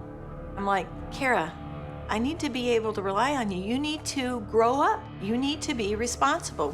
How can I do this if you are not on my team? It was just really hard because she didn't believe me.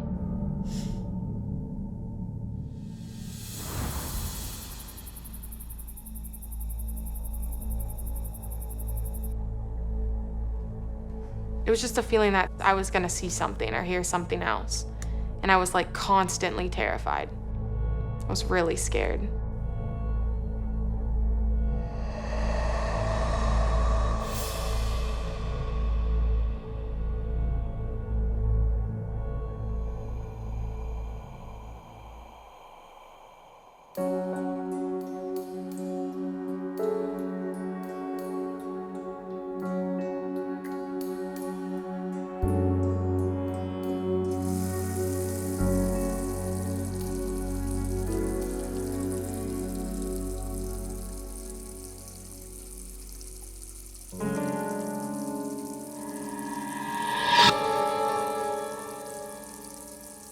Mom?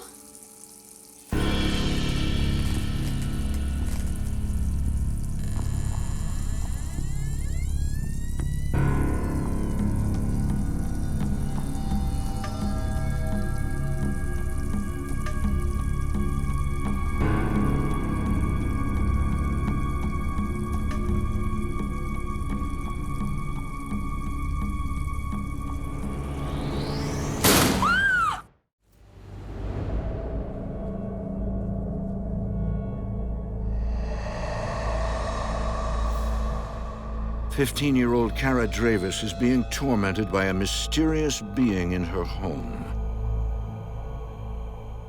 It was just a feeling that I was gonna see something or hear something else. And I was like constantly terrified. I was really scared.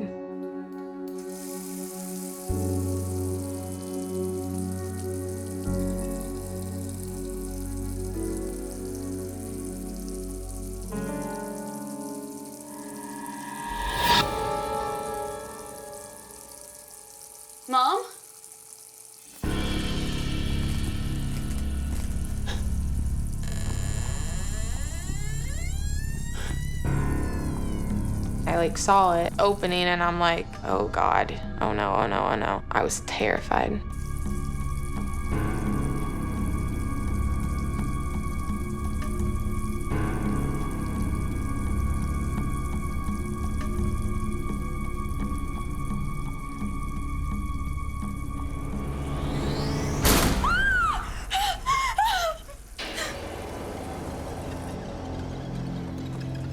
Kara, what's going on? What's wrong?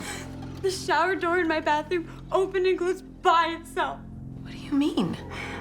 I mean, something pushed it. She was scared to death, and I was trying to remain calm. Are you sure? Why don't you believe me? There was something in the house the night that Lexa was here, and it's still here. I knew something was there. Like I was positive. All right, I don't know what's going on, but I'll figure it out, okay? I'll figure it out. I said there was a logical explanation. I will find out what it is. I don't want you to worry about it. Leave it up to me.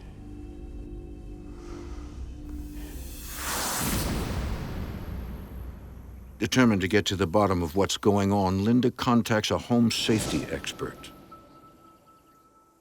I did everything I could to find a logical explanation, including a spy surveillance company. We're gonna figure it out.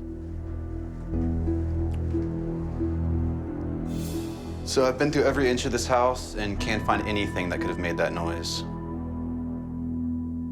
The spy surveillance company basically told me it was highly unlikely that somebody could have broken in and then gotten out with nobody knowing.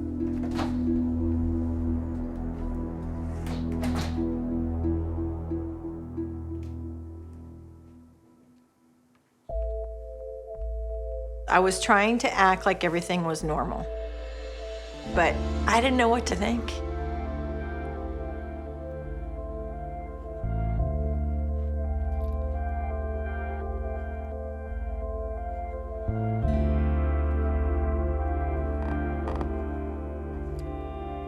Kara?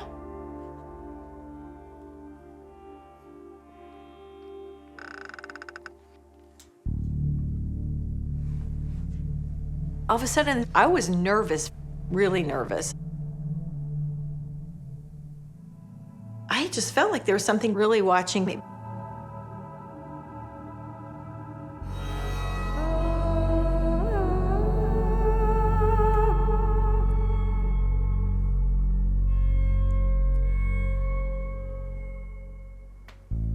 But Linda, an international flight attendant, has been working long hours.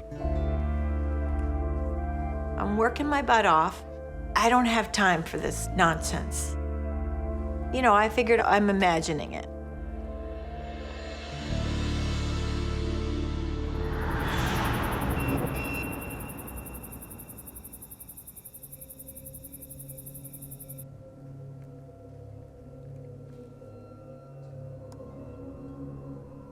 I was all alone in my house, and I felt something.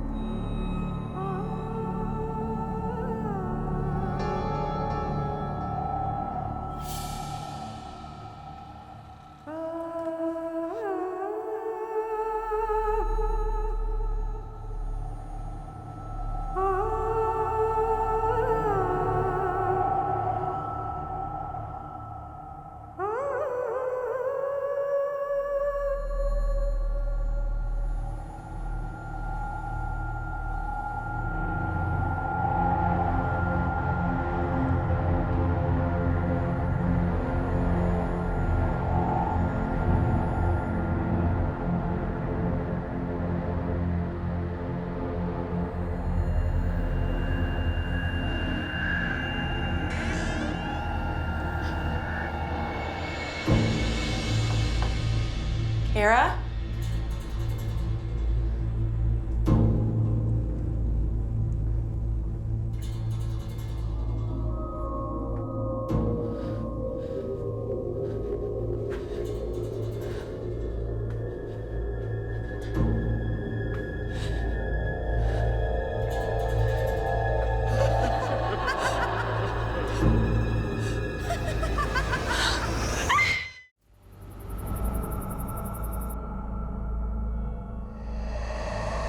For weeks, Kara Dravis has been sensing a presence in her home.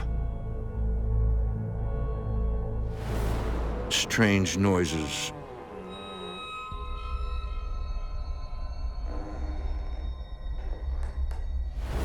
A woman's laugh.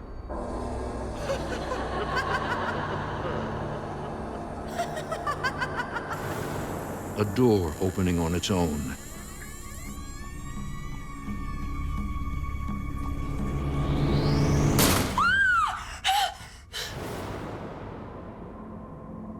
Now, it's her mother's turn.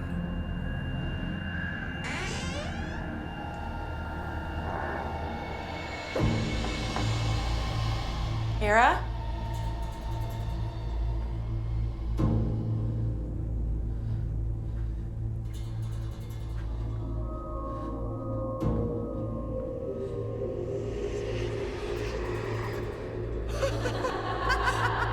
That sounded unworldly.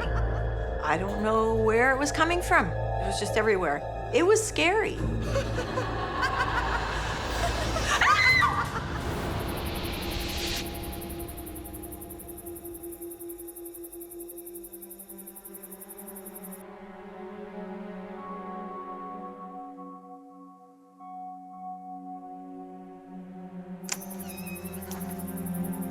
Kara? Mom? What's wrong? I heard it. I heard the sound you've been talking about. I saw a figure like a woman, and I heard that laugh. It's like a high-pitched evil sound. Mom, that's exactly what I've been telling you about. So sorry I didn't believe you. I didn't believe my daughter. I don't think I wanted to admit it because I was the one that was gonna fix the whole thing. I was wrong. It was like such a rush of relief. Like, she believed me. I knew she had heard the noise. What are we gonna do? I don't know, but I'm gonna figure something out. We're gonna be okay. But after that, it wasn't just me scared, it was her too.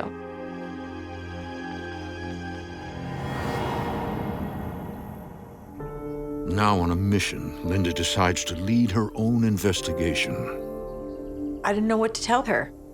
We were both scared to death. I needed to get to the bottom of this.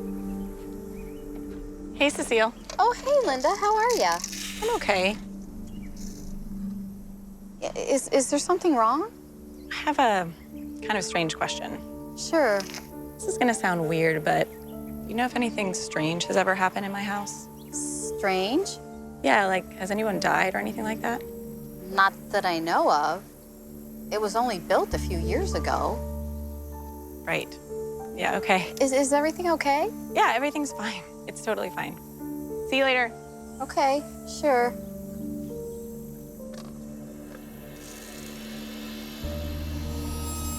I went to all my neighbors and asked them if they had heard anything, and nobody knew anything.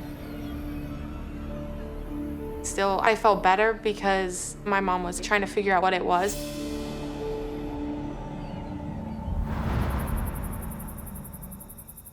Desperate for any kind of explanation, Linda does research on the history of the house and the neighborhood.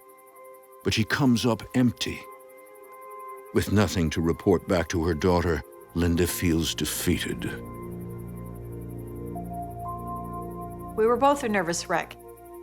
The whole thing was very upsetting because I was under pressure to explain it, and I couldn't.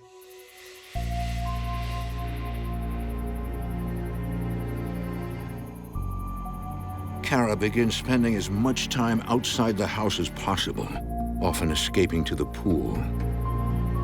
I just didn't feel comfortable anywhere in my house. It was like I was like being followed wherever I went.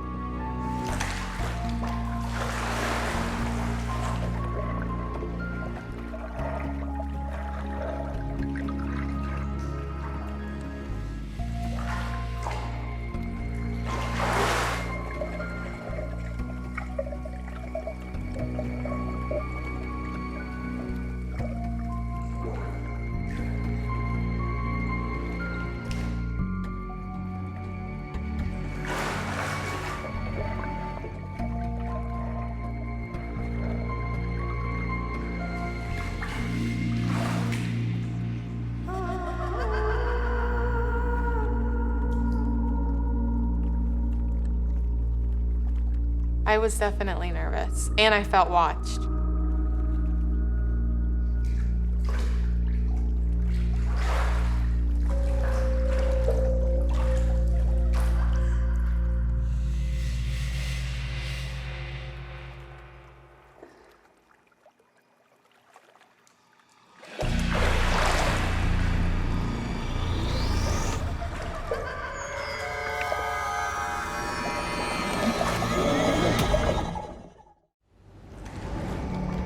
For weeks, Kara Dravis has been seeking to escape from an unworldly presence.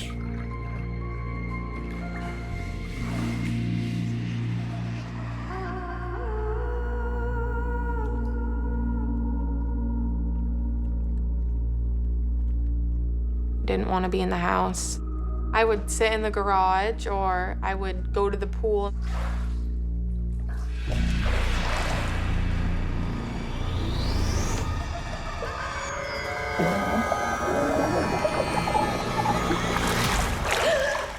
Kira, what's wrong?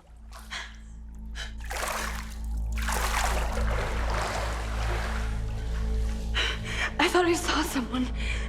Come on, it's time for bed. I don't want to go in there. I'm gonna protect you. I'm gonna find a solution. I don't want to live here anymore. Kira!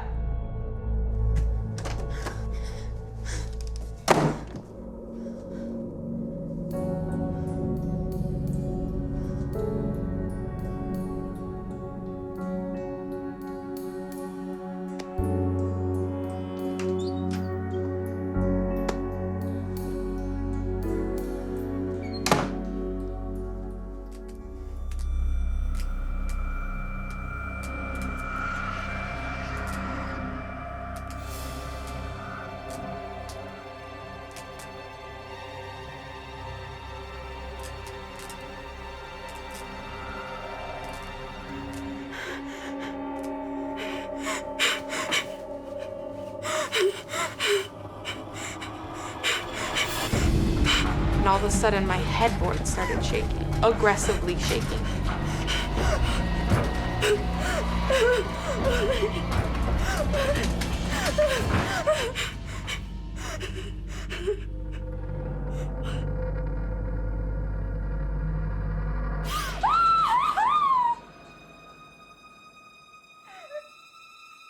Leave me alone! Do you hear me? Leave me alone! What happened? Kara was upset. She just was freaked out.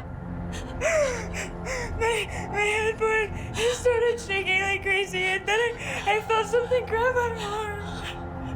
I thought I was not gonna survive in the house. I had no idea what was going on. Come on, you're sleeping. I decided she wouldn't sleep in her own room, and she won't be in our house alone. Over the next few weeks, Linda is at a loss for what to do. I basically felt like I'm going to sell the house. We have to get out of here. We cannot live like this. A friend puts her in contact with a well-known clairvoyant. At this point, Linda is willing to try anything. My friend said, you need to call Jean Marie. She's pretty amazing. So I put all my hope into this one woman, just to come here and tell me what's going on. Thank you for coming. We've been so scared. It's okay. I'm here to help. When I walked into her house, Linda, she was so frightened and she didn't know what to do. Jean Marie's soft-spoken, but immediately you like her. She's just full of love. She's calm, she's serene.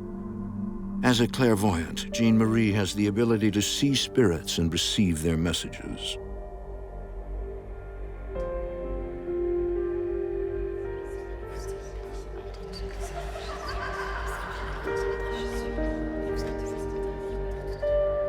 Spirits don't say words necessarily. Most of it's a different way of communicating. And what would come was a feeling.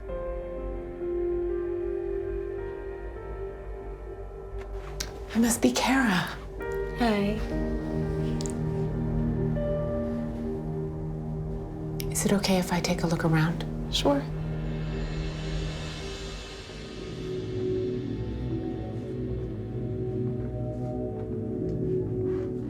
As she walks through the house, Jean Marie finds herself drawn to Kara's room.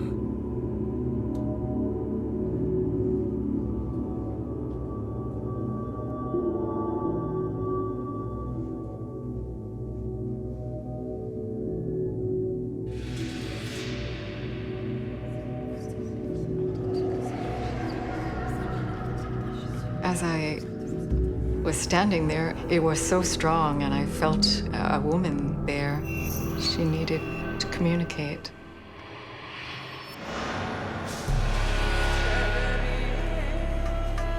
The spirit that was there, or the woman, she was from India. She was very, very dark-skinned and just so huddled up. Since she was a young child, she lived on the streets, and she'd never gone inside of a building. She didn't go inside of places because she wasn't allowed to.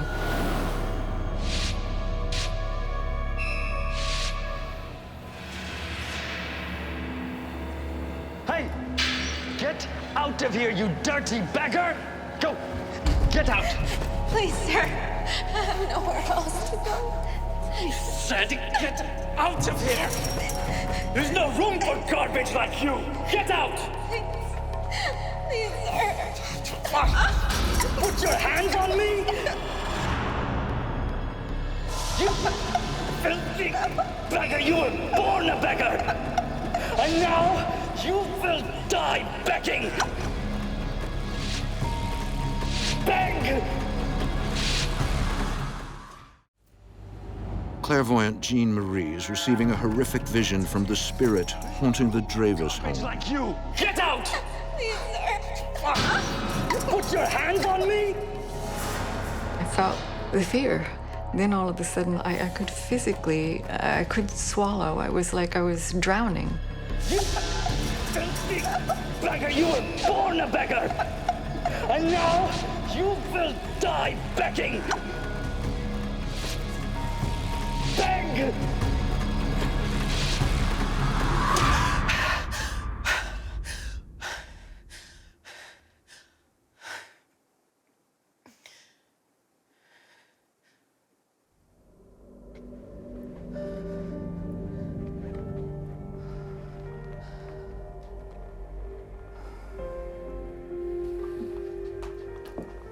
Are you okay?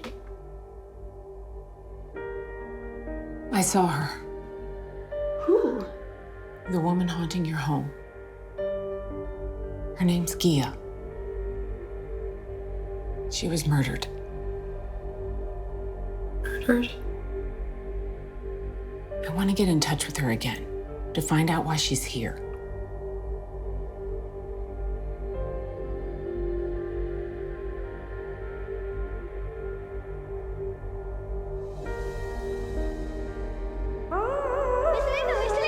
No begging. Get off of him! Get off! Robbie, run! Help me. When I came and immediately was able to see her and communicate with her, Gia was like, oh, you can help me to tell her. That was huge. I saw her again. She was in a marketplace. She was watching you, Linda. This is so beautiful. Miss Linda, Miss Linda! Robbie! You were with a boy. He was in some kind of trouble. She keeps saying the word Delhi. Delhi. Like New Delhi. That's one of my usual stops. How did she get here?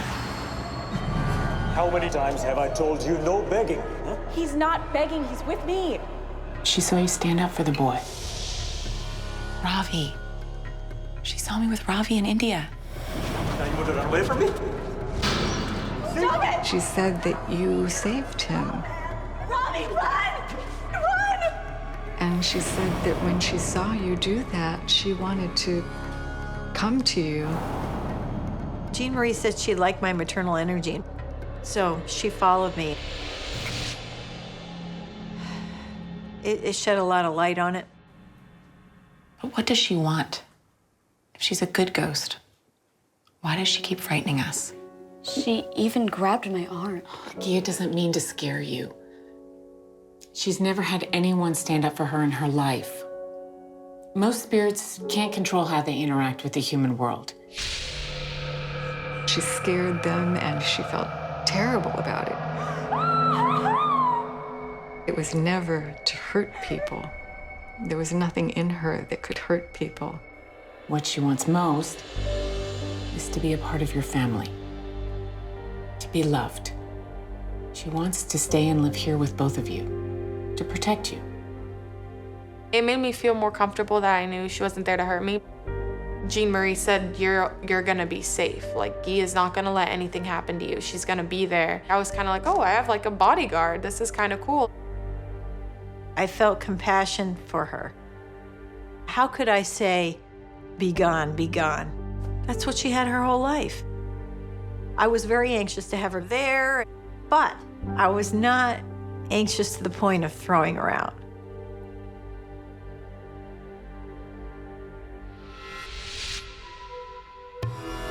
Kara and Linda follow Jean Marie's instructions on how to make Gia feel at home.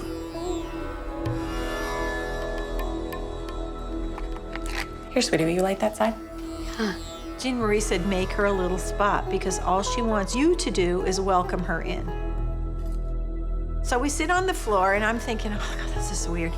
But to me, it made sense. So, you think this is really gonna work? I do. These are all things from her culture to make her feel as welcome as possible. It looks great, Mom. I think so too.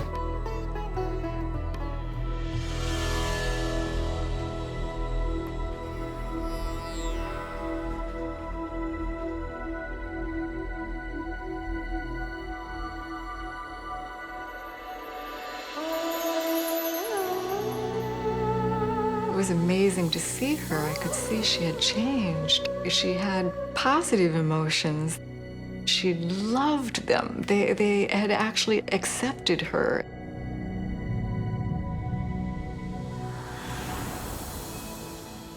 Eventually, Linda and Kara find peace with Gia, but the experience has changed them forever. I just think that it's like refreshing to know that this isn't it. There's more. After you died, I don't believe that's the end. All smiles. Cheers. Night. Okay. This whole experience has really changed my life and my outlook on life. Every day is a little sweeter. It's nothing to take for granted.